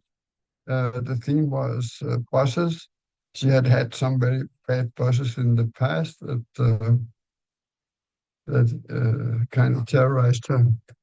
On addressing on bosses, has anything been invalidated? An incident where she was severely and unjustly invalidated for doing a job, came up. You must have gone to bed with a journalist to get such good press, she was told. We ran the underlying charge with deep. It was apparently a past life hanging, where we addressed emotions, sensations, action, movement, and thoughts alone. The underlying trauma was resolved. When and where, it never came up. We never found out when and where, and because it all resolved. But it resolved in a very spectacular manner, because she had the head kind of slightly to the side all the time, and that disappeared. Now she could hold the head straight, and she also had a change of voice a bit, at least to her own, according to herself. It wasn't quite obvious, but she really felt that her voice came into a more natural tone. So that was quite spectacular. This year, this was in connection with the ability level communication as the ability level 3 deals with communication. And where the basic communication technique in AMP3, the prompt was, what are you willing to tell me about eating disgusting food? Reach the end phenomenon that the client was willing to talk freely about it. So he could talk freely about it, but that didn't mean he liked it or liked to talk about it. He had a very strong reaction to disgusting food. So the disgust wasn't handled. So we took up this disgust simply and handled that with the repeat and tell technique. And now he could not only talk about disgusting food, he didn't have to kind of feel, vomiting when he talked about it. So that was quite a little extra step there that came in handy. Yes, so this is okay. That's a client who had brain damage, so his right arm and was lame. He could still walk. He was taking the bus coming here, so he could still move around, but you couldn't understand what he was saying. So he was a 56-year-old man, and he had a 5-year-old brain damage, and he hadn't got much therapy on it whatsoever. He could barely talk. He had to write to get understood. His right arm was lame. So we ran some recalls with deep, and there was also recalling moments where moments of the brain damage, and when you could give him the prompt, as we call the instruction, get that emotion, and we'll make sure he got into the emotional side and the somatic side of things. So in this approach, he didn't have to speak, just nod or give a sign of compliance. So we also ran physical activities like sports and so on, where he was fully functional, and that helped a lot also. He recovered the ability to speak and regain of his right arm. It's ongoing, and amazingly enough, I've always kind of been against going into all this brain because there's so much superstition around that. But recently there has been this what's called neurofeedback, and that seems quite valid. So I looked into that, and getting a basic workshop was $10,000, so it's a little out of reach. But then I looked up on the internet where the motor strip was, and it went like down this way, and then I would work his fingers, and I could feel the reaction there. So we worked with that, just kind of rewiring, as I told him. We're just rewiring him a little bit so he could use his arm better. And it helped. I mean, it didn't cure anything, but it certainly helped. Suddenly he could start using his right arm as a kind of a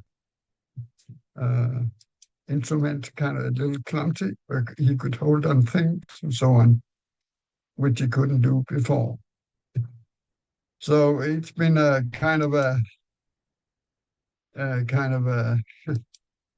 brainstorm item to find techniques that could help him, but it seems to go the right way.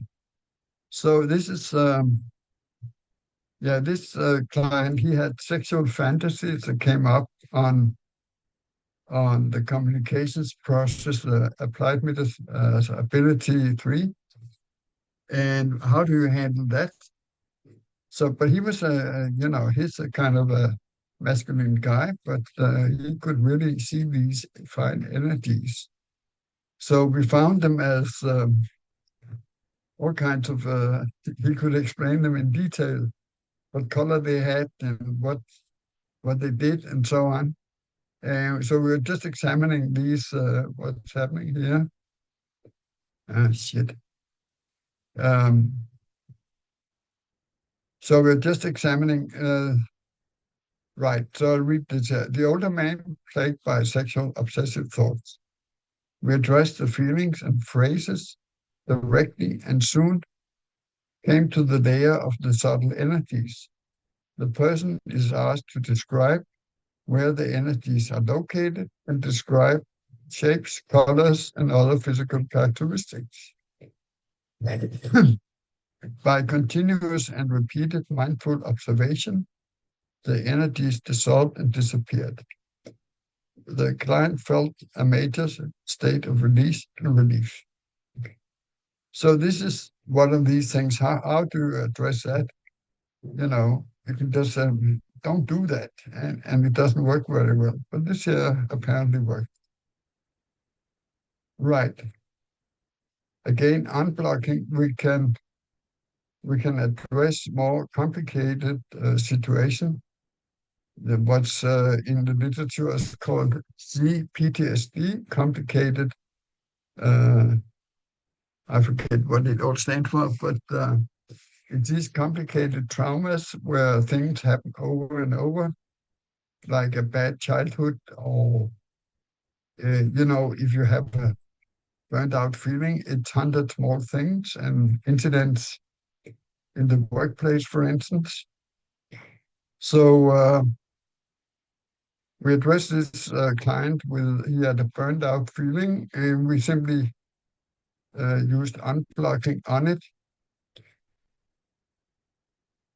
But each time there would come something up that we could address with deep, that had to do with emotions, feelings, impulses, and so on. We would address it with repeat and tell. And in that way, we got maybe 20 different small incidents that none of them were major enough to handle with TIR or similar. But when we had all these picked up and run the emotions out of it, all the negative thoughts and feelings, the situation resolved. Here, similar with, this was simply a plain case of running TIR, deep style. He had got a good, well-paying job and suffered for years. We got some data, what had taken place. But again, we listed deep elements, and maybe we did unblocking on it, but we could do it both ways. But taking up all these emotions in such a particular incident, it can be compared to doing thematic TIR, where you address one feeling at a time and do earlier similars on that. But this here is usually taken care of it, and is of course much faster, especially with advanced clients. So that's what we did here. Okay. So case story, stress and overwhelm, that's also kind of a complicated case scenario because there's so many small incidents that play into it, and it can be just at the bottom of it, it can be an attitude or a certain false datum or whatever. But here we are just doing it regarding being stressed out at home, and then unblocking, and we find all these small incidents with work in filling in papers and children and what have you, cooking and all the rest of it. Right. So this year is also interesting because when we deal with disturbances in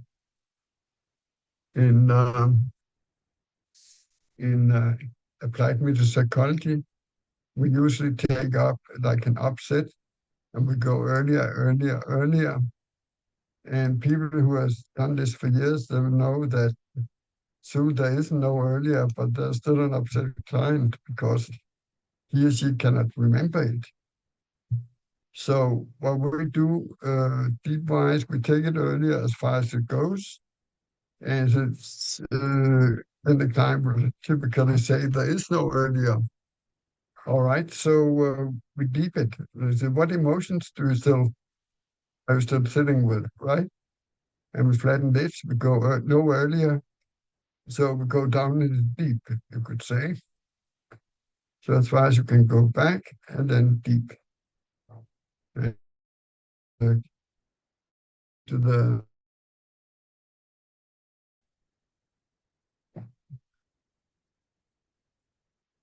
So the thing is, the net isn't necessarily linear, with the earlier similar, it's not always earlier because it's associations that go in different directions.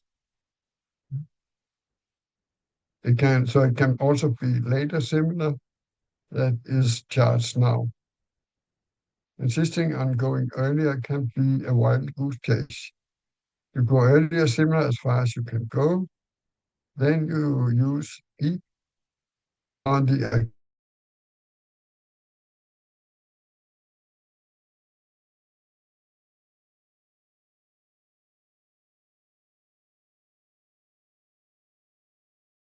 end phenomenon. You list the feelings, etc., and deep them to release. So that's pretty clear. Right. So this is especially for clients who has done longer programs to obtain advanced abilities and so on. There you can be told that, okay, you have this special problem that's going to be handled next year or something, right? Much later. And that's what he points out, that here's where it gets handled. And the poor little guy, he says, yes, but I'm just peeing in my bed, or I'm just afraid of cats or whatever. So, so deep brings new life to the ability levels. We keep focus on, for example, communication skills, but we address in the same session any triggered conflicts, negative emotions, and other underlying charges and issues. They directly influence the client's well-being, desire, and ability to communicate. Maybe the client doesn't need the highest levels to resolve such basic issues. Maybe he just needs his abilities. We have many good successes along these lines, that it produces more stable results when you simply deep whatever turns up. So this is I have a special offer, and that if you contact me, you're entitled to a free interview and a free session. And we usually do a short interview to find some hot issue here now that that we then address with unblocking as a deep subject clearing. Say you're afraid of black cats, to take something funny. We do the unblocking on that, and then we get all these subjective reactions uncovered, and we address them with deep. So it's very simple, and it really makes case planning very simple as well.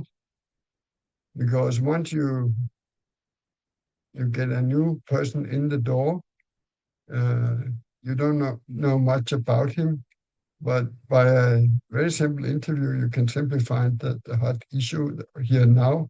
Why did he contact you? There are some specific things that he wanted to look at and handle. So you sat in an unblocking session, and just during the session, you learn all kinds of things about the person, and you certainly get a lot of inspiration what to do next, because he just sat there and told you it all, right? So there's no reason to speculate and to stay up all night to figure out what to do. You just take the hot item that he told you and unplug it and take the deep side of it. And then you will have inspiration to 10 other actions that will go down very well. So we have 2 books out. They're both on Amazon. There's this Deep Training, Releasing the Power of Your Mind. That's the main book. And then we have a more recent one with some actions you can do. This is a more technical one, and this is a more kind of total manual, if you will, richly illustrated. And that, yeah, this was it's just an action we used in the last workshop, and I can explain it here since we have time. Because if you address it a group, you cannot get individual answers. So what do you do? Well, we did that as I mean, we use this basic model again, and boom. Yes, they get a list where they can choose from any kind of, that's a different one. Here we go. So we had the person find, in this example, it was an upset. And so they write down what the upset, it was the boss yelling at me or whatever. And now we have a specific incident. So we find emotion in that incident. We find, and this is all emotions, right? So first you find was the boss angry, sad, anxious, hurt, or how were you? How did you react to it? You write it down and kind of sit with it. You do the same with it. Find stress responses, body sensations, and other items. And in that way, you can sit with these different elements and kind of get the charge out of them. We have also used it successfully, for instance, with this client who couldn't speak. He was bright enough in his head, but his these centers for speech were damaged, and so he could find the different deep elements on these tables, and we could process them that way. Also with persons who are not used to speak about things like emotions and so on. You know, these dirty kind of workers from the woods there, they don't like to talk about emotions. They want to talk about cutting down trees or something. So if they don't have the language, you can help them by using those tables. So that's that. And it can be used in groups. I mean, I had this idea you could team up people 2 and 2, and So there would be a group leader who would call out, now find an emotion in that incident, and they would sit with the study partner and work it out. And it helps a lot when you have another person right there, and they could exchange favors, and in this way, they could get a lot of the surface charge of such incidents. All right. Yeah, this is all. Then we would end up with some nice recalls so people kind of get out of the traumatic thing. And that's the end of the slide here. All right. So any questions or other input, comments?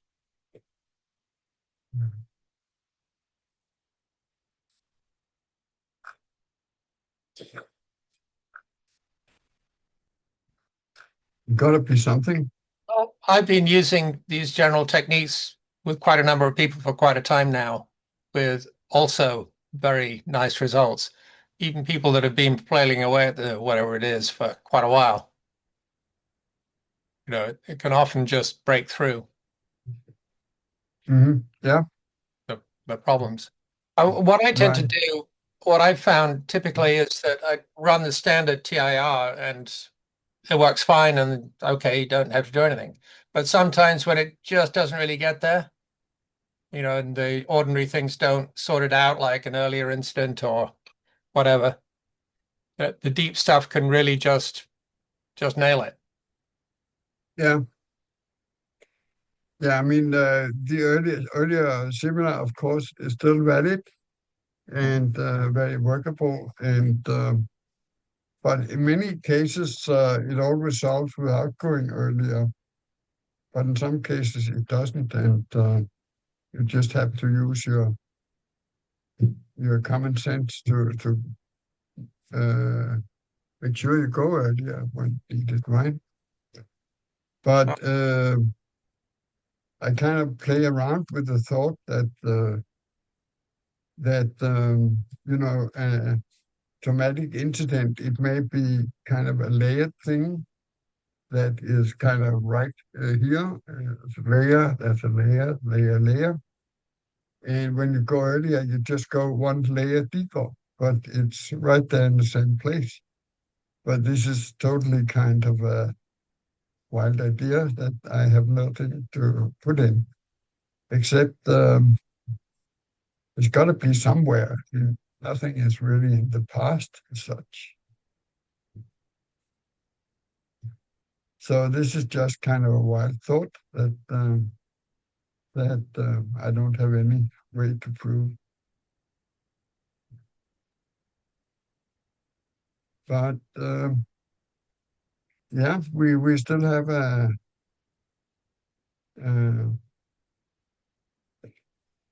it's going faster than I anticipated, but I have an essay we should read, which we can do next. And also Ulf has been so kind to volunteer for a session.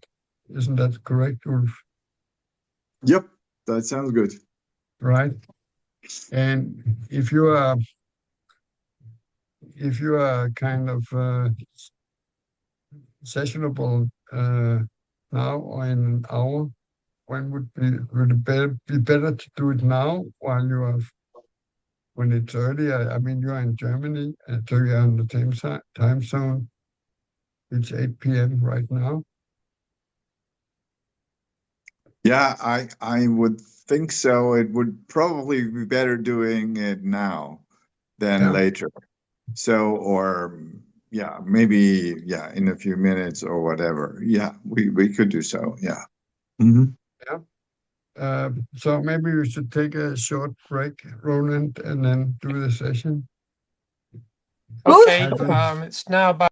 And it's super interesting, very, very interesting book references and video examples. That's super interesting.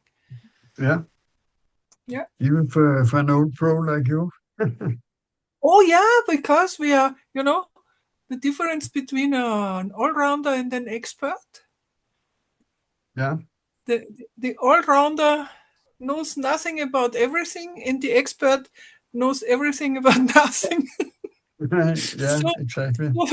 So we are so close to being experts that we don't know many things that are interesting to know. Yeah, it was very interesting because I started to dig in things to, well, I did this workshop before, but I started to look into if I could find more references from existing as a method and so on. I And have some more. I have some more references. They are coming from spiritual authors like Robert Monroe or Waldo Vieira. These two out-of-body experts, these out-of-body travelers. They have some observations that are completely congruent with our deep package, the 3 deep elements. That's how they communicate in the spirit, on the spirit plane. yeah, tell us more about that. We have plenty of time, so yeah, this for some funny reason they have both different names for it, but basically what they describe is a package. They are not using language. They are using a package of pictures, of emotion, of an intention, and an idea. This is exactly what we call a deep package, which consists of one emotion, one thought, and one energy that is motion energy. And with this motion energy, it's like in the old school, we had this communication formula, which was illustrated with throwing a ball from one to the other person. Mm-hmm. And that's exactly like they do it. They throw a package. It's not language. It's nonverbal. Yeah. So this is super interesting to find these parallels everywhere, because when you know what you're looking for, you find it everywhere. Mm-hmm. Yeah. Yeah, you have told me about it before and given me books on it, which are very interesting. Yes, and it is very motivating when you do this kind of work, that you know that you're not on some kind of dead end road where nobody else walks, because you find that every person with good perceptions and good thinking comes sooner or later to the same perceptions or insights. Exactly, and that was a surprise to me doing the kind of present research for the presentation here, that there are kind of people really grounded in neuroscience and all that have come to the same conclusion, right? Yes, like especially like Bessel van der Kolk is I'm a big fan of him, because you've heard so much bad stories about psychiatrists and so on, but he is a Dutchman and he really has a heart, he has a kind of engagement in it. Yes. And that's a difference between the horror stories you hear and then people who really cares. Yes. Hydron, the interesting thing for me is that my recent things are also going very much into the out of body experiences, and so I think that is very interesting to have some experts on this, and and I think there is also like there could be probably much more training be done, that we can much more restore kind of special spiritual abilities, in this respect, and that it's might be. interesting that, Mm-hmm. And that might be actually helping us basically to kind of lift us out of all these things that we are actually going so deeply into. Yes. So yeah, so that's actually very interesting. Yeah. It's interesting that to mention this, because all these out-of-body trainers, there are more of them, not only these two. They keep saying what the most important thing for anybody who wants to train their spiritual or non-physical, whatever you want to call it, abilities is to clear your mind. So they have the exercises in the tech to go out of body, but they have no clearing tech. And I've so much hope that one day we get together and can network with these people. Sounds very good. Yeah, that sounds like very good. Yeah, that sounds very interesting. So, Rolf, I think you want to go to the session now? Indeed.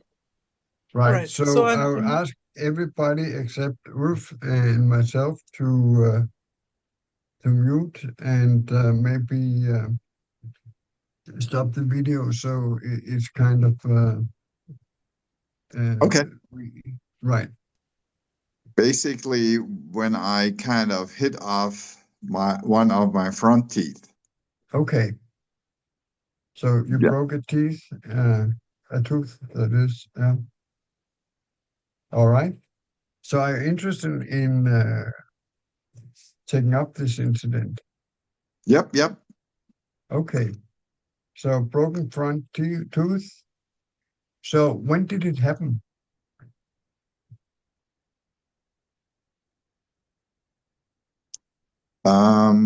In the summer of 68. All right. And where were you at the time?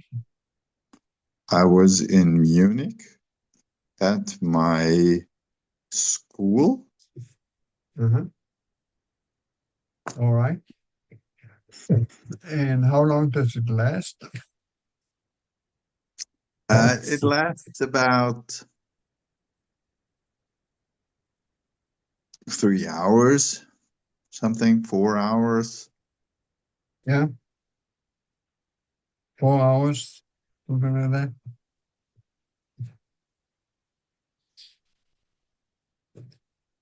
Four hours, is that okay? Yeah, 4 hours is okay. Sure. Right. All right. So go to the start of the incident and tell me when you are there.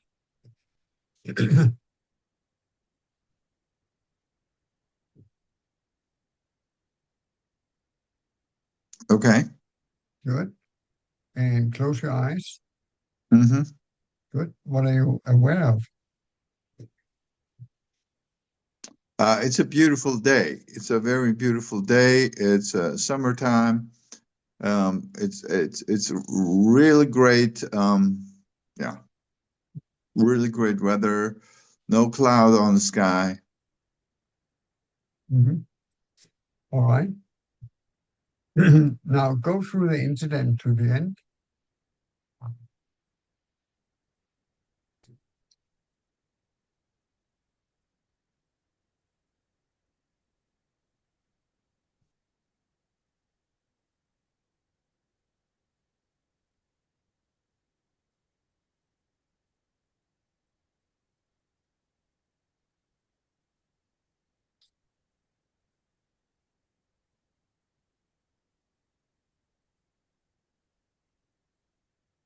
Okay. Thank you. Tell me what happened. Basically, we were not supposed to run around on the schoolyard, but we did anyway. And so we're also playing kind of catch and run. So I'm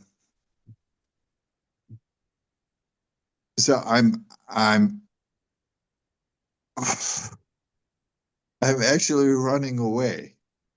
I'm actually running away from the guy to, okay, from the guy to who is basically after me, because he's the hunter, and so and then I hit a big steel pole, because I was just turning around too late to see where to run, because I estimated kind of, yeah, that's where to go.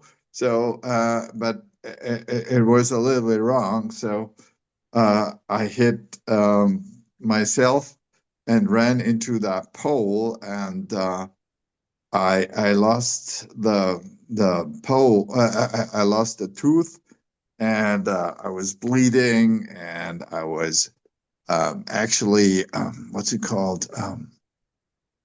Hurting my knees when I was falling, and yeah, and yeah. The funny idea is I I always connected very nicely to the Guns N' Roses song, "They're Out to Get Me," and that is kind of the topic of that theme. So that's funny. Of course, I've run this incident in TIR before, so it's not really kind of so heavily charged. I had a very hard headache after that, and I basically had a migraine for years every time there was a beautiful weather. And yeah. And so, yeah, and then basically I was picked up by the by the teacher, and then we had to call my mother, and then basically they took a teacher. I think there was one teacher, and that teacher was able to go with me to the dentist, and they had to look into that, and yeah, and then they were my mom was working close by as a doctor, and so there was a friend dentist who was basically looking after me after they basically realized, oops, he was not only bleeding, but yeah, okay. What else you say? You're not only bleeding. Oh yeah, you're not only bleeding, but basically there was a part of the tooth missing. Oh, and so I hit out a part of the tooth in the sorry, yeah. And then they basically, okay, then they said, okay, we have to go to the dentist to find out. And they also had the other part of the tooth, I think, but he was not able to put that stuff together again. Yeah. All right. Is that all? Is that the whole story, in other words? Yeah. That's the whole story. Right. So thank you very much. Now go to the start of the incident and tell me when you are there.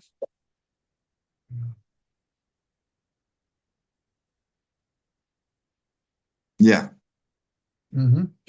Go through the incident to the end. Well, the thing is this. So I'm just talking myself through the incident. So yeah. So basically, the thing is this. So there's this beautiful weather, and it's a beautiful day, and we think, oh, this must be a fantastic day, and then it ends that unnicely, so to speak, with me hitting the tooth out, and of course we're going, oh, with a lot of shouting of the teachers and so on. And so, yeah, we were running, and we're kind of also, like a little bit pushing, and maybe, I don't know. And so, not really boxing, more like, so, and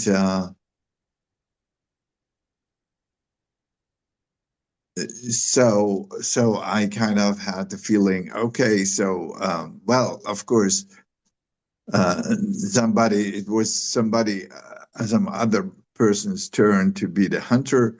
So he was out to get me. And I didn't estimate that correctly.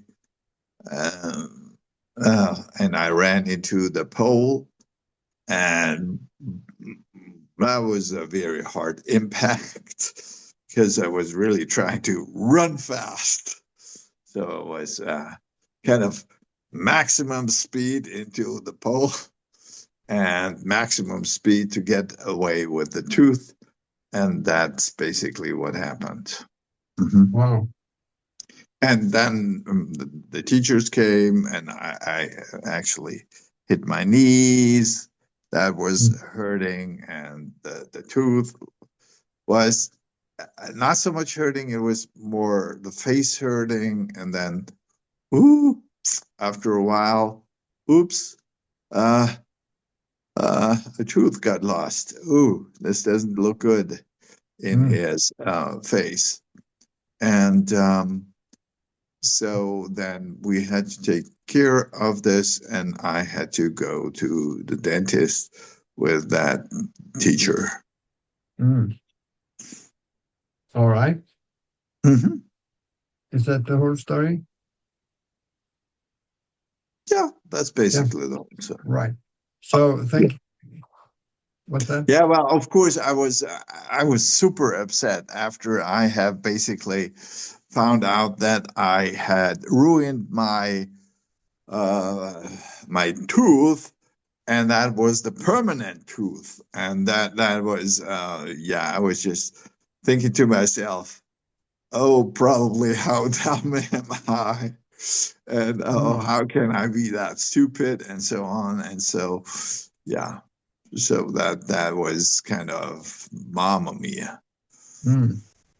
Kind of talking to myself, probably like, you stupid idiot, or whatever. Yeah, that's basically. I see, yeah.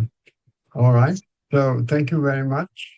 And I'll just address the audience briefly here.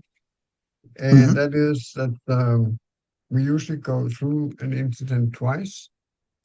If there's a lot of change in the story and new things coming up and so on, we'll do additional runs. But this year it seems pretty much the same story, a little more details, of course. Yeah.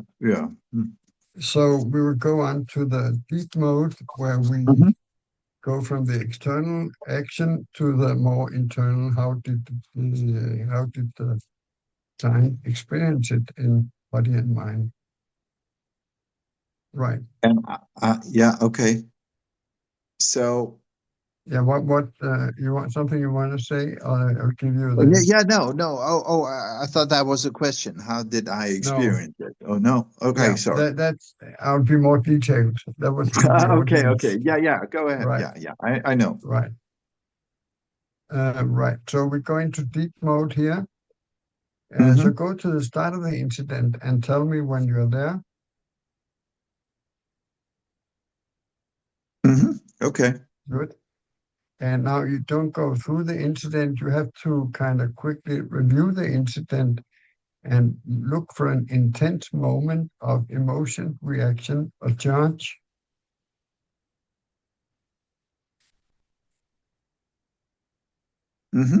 Yeah. Yeah. And what moment do we have? I actually saw three things. Yeah. The first is kind of the pain of the migraine. Yeah. And the second is kind of the impact or the boom kind of the breaking of the tooth and running into the pole. Mhm. That's kind of the boom. And then it was basically the falling down on the knees and basically hitting the knees. Yeah. Right. Okay. So I want to address one of these that happen in the incident itself. So which one is more attracting most attention? Impact of pole or the falling and hitting the knee? I think the impact of the pole is pretty the most important thing. Right. Okay. So see with your inner eye, so to speak, what did the pole hit? Can you just show it with your hand, for instance? Yeah, it kind of hit here Right. by the tooth. Yeah. And right here, and hold your hand, keep your hand there. Okay. Can you kind of get the sense of an impact there? Yeah. Some slight impact, feeling of sorts, energy. Right. So get that impact. Just kind of go into it and feel the energy of it. And just say yes when you get it.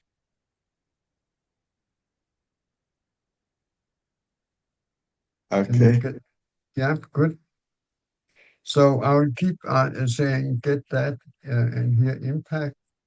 And just when you feel it, you just acknowledge and then informed to go on. Okay. Right. So again, get that impact.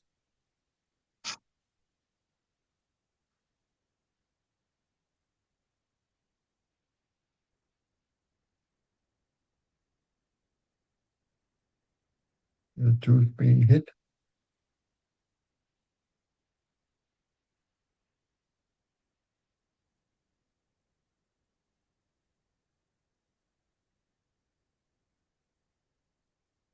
Mm-hmm.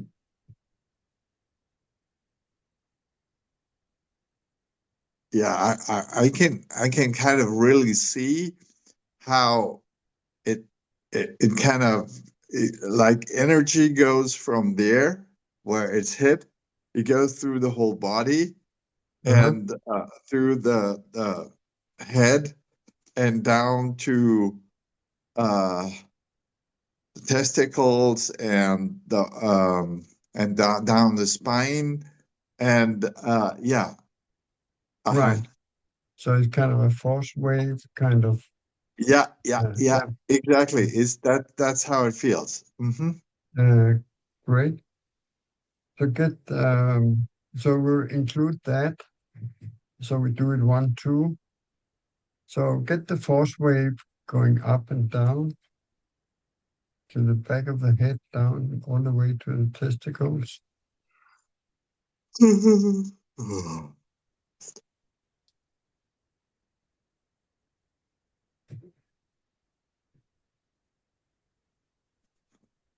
And see if you can kind of feel the energy flowing. I suppose it's kind of a wave.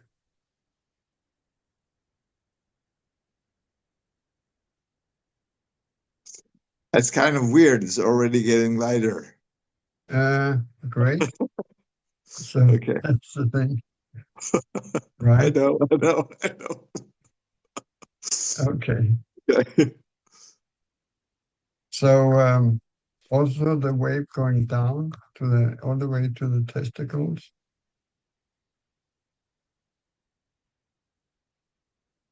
Can you get that wave?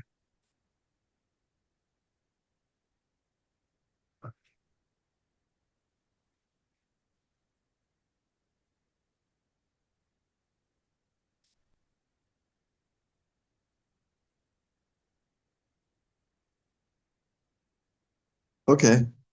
Yeah. Okay. You can still get that wave.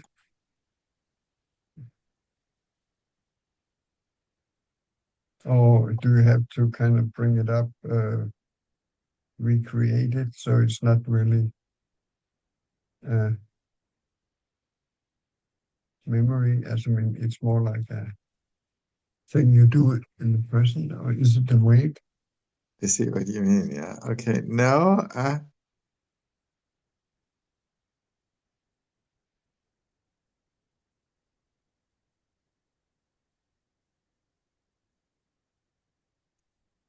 It's even connecting with falling onto the knees, I realize.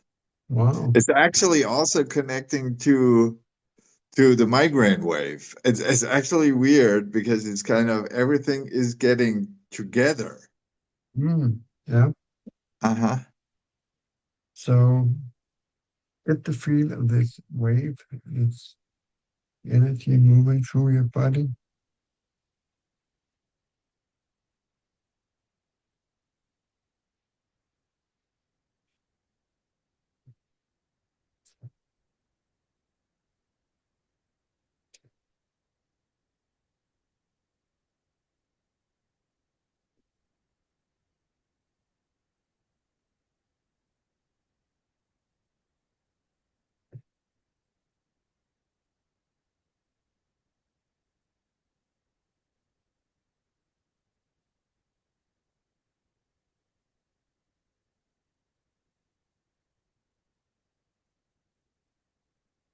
And it's still running around the energy. Yeah, it's still running around. It's pretty. Yeah, you're doing very well. Just keep it up. Yeah. It's Yeah. I see it. It's kind of like Hydro was just talking about the clearing.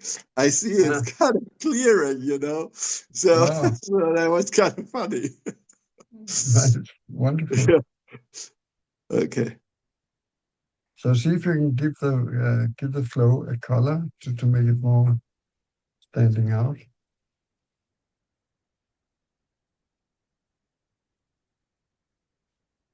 A contrast color of sort. Yeah. Okay. It's actually more black. It's more black. Okay. It's actually more black, and I'm kind of more like orange or yeah, I'm kind of more like orange reddish, and so to speak, my well, that sounds weird. My energy body, so to speak. That's your own color, and then there's this black energy running around.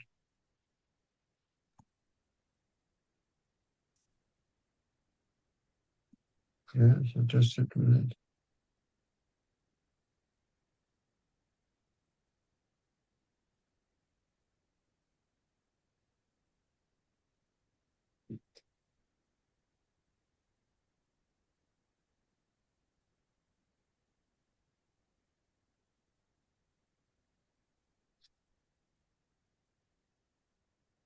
So can you see the contrast between the black energy and your own energy, the orange?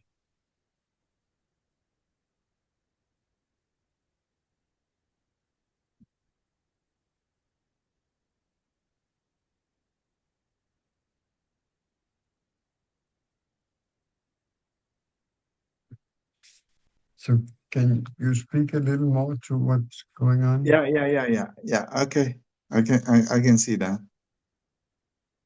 Yeah. I'm sorry, I'm just working on it.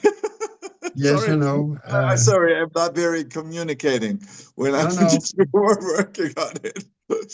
I'm just focused on doing it and not talking about it. Yeah, Sorry. you're doing the right thing, but I still want to Yeah. Okay. to keep the viewers informed.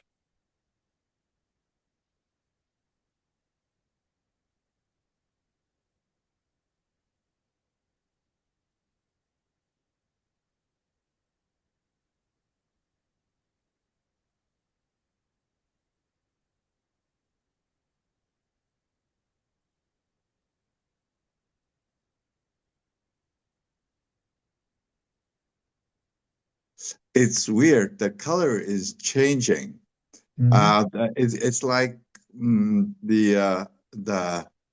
it becomes more white.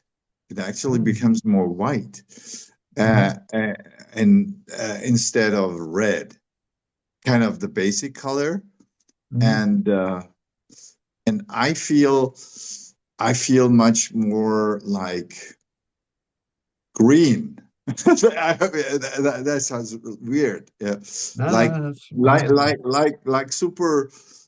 super green, relaxed. Like a tree, like just like very very green. And so that is kind of weird. Right.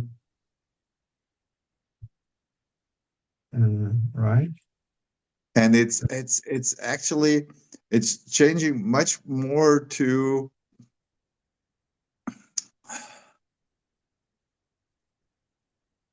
well, I wouldn't say a Buddha kind of state, but it's more kind of changing to a relaxed kind of state. Okay. Right. So can you still get a perception of this? Okay, I'm trying. I'm working on it. Sure, go ahead.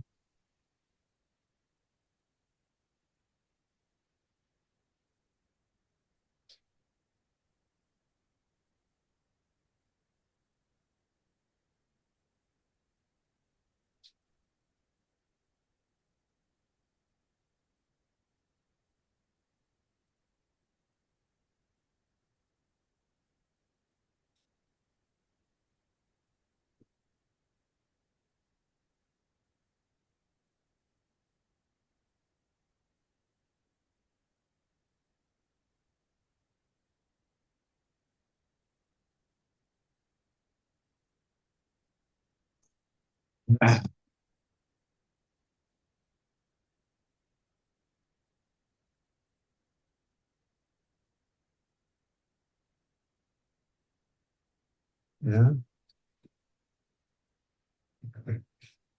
I still feel a little bit in the knee. Yeah. All right. So let's just take it piece by piece. So the impact on the tooth and these waves of force of energy, how are those? It really tends to 0. Yeah. Yeah. It's kind of there's a little bit rest in the right knee. Yeah. So let's take the knee separately. Yeah. Okay. Let me see about the other thing with the tooth. Okay. Give me a moment.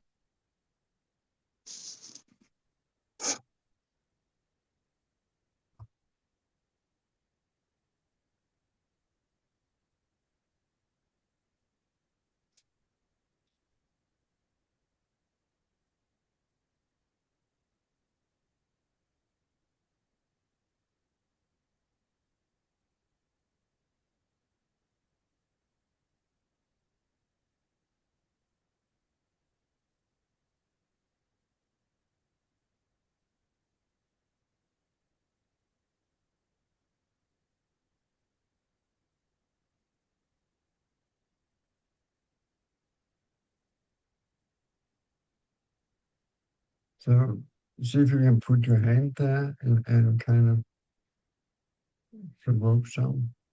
Okay. Let me put the hand on. Oh well, I think I'm pretty done with the tooth. Yeah. I think I'm also pretty done with the migraine thing. Wow. And so the rest is basically, unfortunately, is under the table. Is now the right knee. Yeah. So okay. So put your hand on the right knee just to get a close contact to it. Whoop. Yeah. And is there some pain there?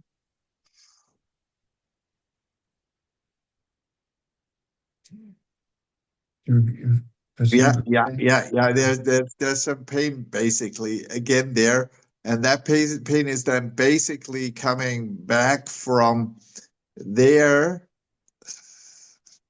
running up here through the body again. So Oh, yeah. that's basically then from the knee up here to the brain. Right. So we have another kind of force It's wave another going kind of through. flow. Yes, yes, Yeah. it's another kind of flow. Okay. So get a feel of that flow starting at the first. Oops, yeah. So see if you can give it a contrast color to kind of. Okay, okay.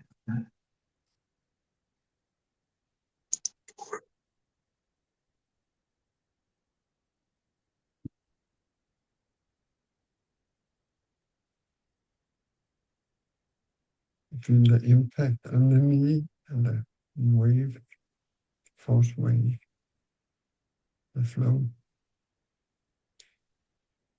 It goes down the spine. It goes down the other knee, the other leg. It goes up the spine.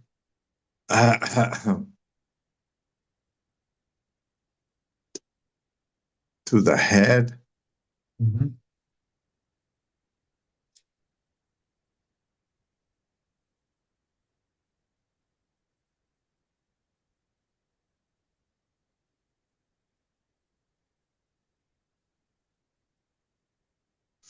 It feels like in the head, it feels like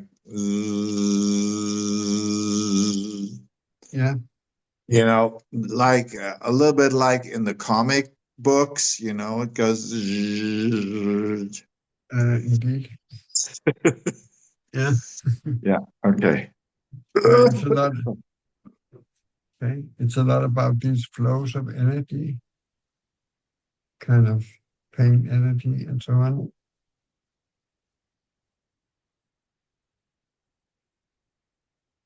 So see if you can follow the flow.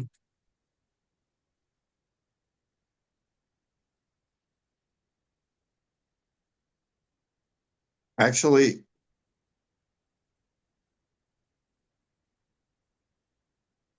it kind of becomes more brighter and brighter, kind of within the body now. That's a good sign. Yeah, and yeah, and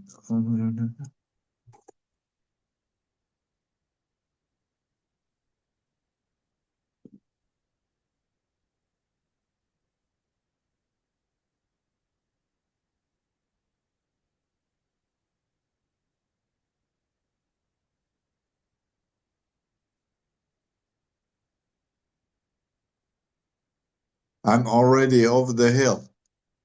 I already said to myself, now I can handle the rest of it by myself. All right. All right. So that's already pretty good. But I just continue. I just continue. Is that okay? Yeah. Okay. Yeah. Let's go. Go for Okay. it. Uh-huh.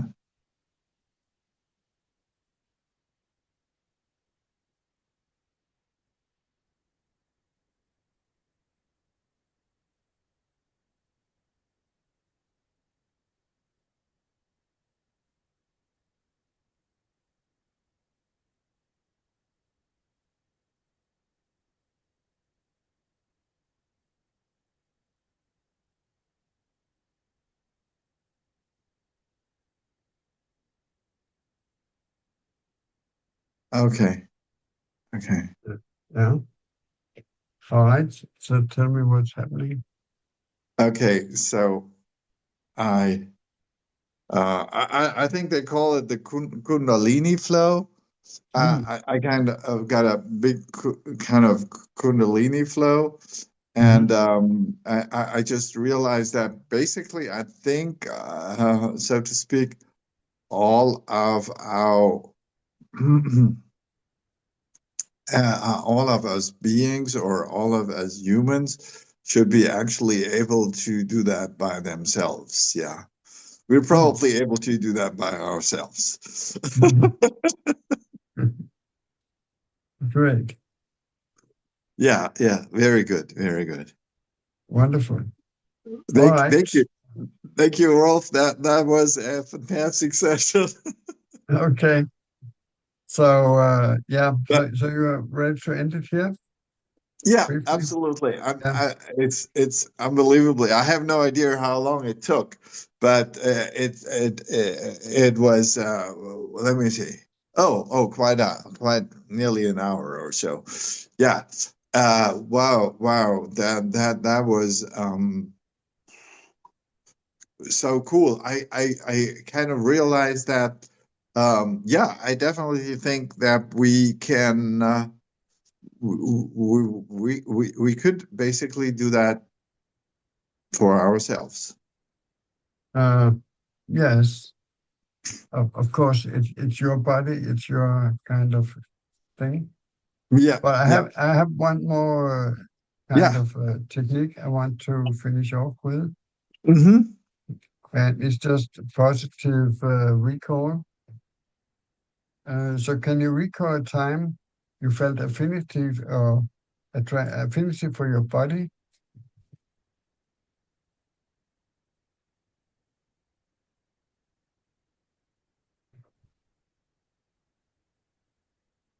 Okay, yeah. Good.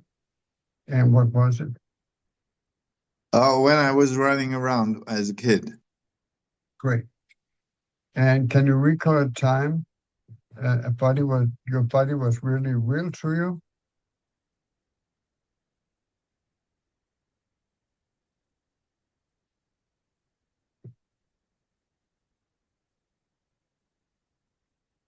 Yeah.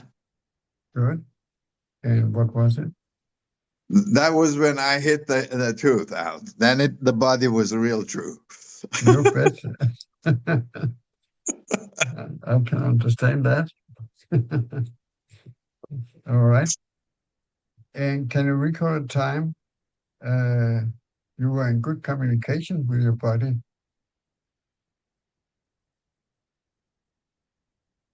Yeah. Good. And what was it? Yeah, that I remember that I did and what do you say? Acupressure exercise. That was very good. Yeah. Okay. And can you recall a time you really understood your body?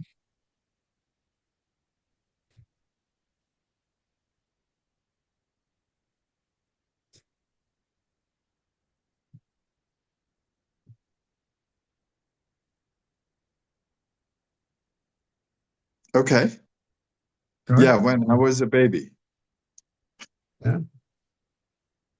Okay. And can you recall a time you really felt affinity for your body?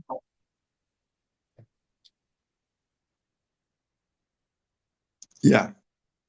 Good. And what was it? That was when I was in the womb. Wow. Yeah. And recall a time your body was really real to you?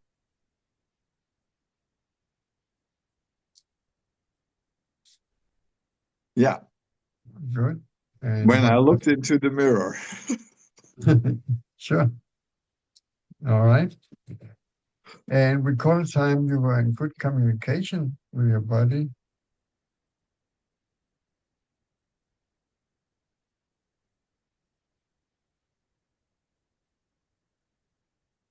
Right now. Right now. Okay. Good. Right. So let's finish on that. So Okay. is there anything you want to say or ask here?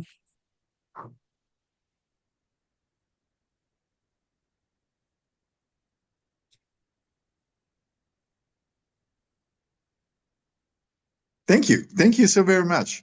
Rolf, that was so super helpful. Very good. Glad to hear that. Right. So everybody turn on your videos and so on, right? All righty. Yeah. I'm quite humble because I'm not used to to such a dramatic session, and especially on camera and so on. So thank you, Ulf. That was okay, very very good. Okay, okay. Well, yeah, okay. Right. That's fine. So over to you, Roland. Well, it's now, what, about 12:15. Would people like to take a lunch break now?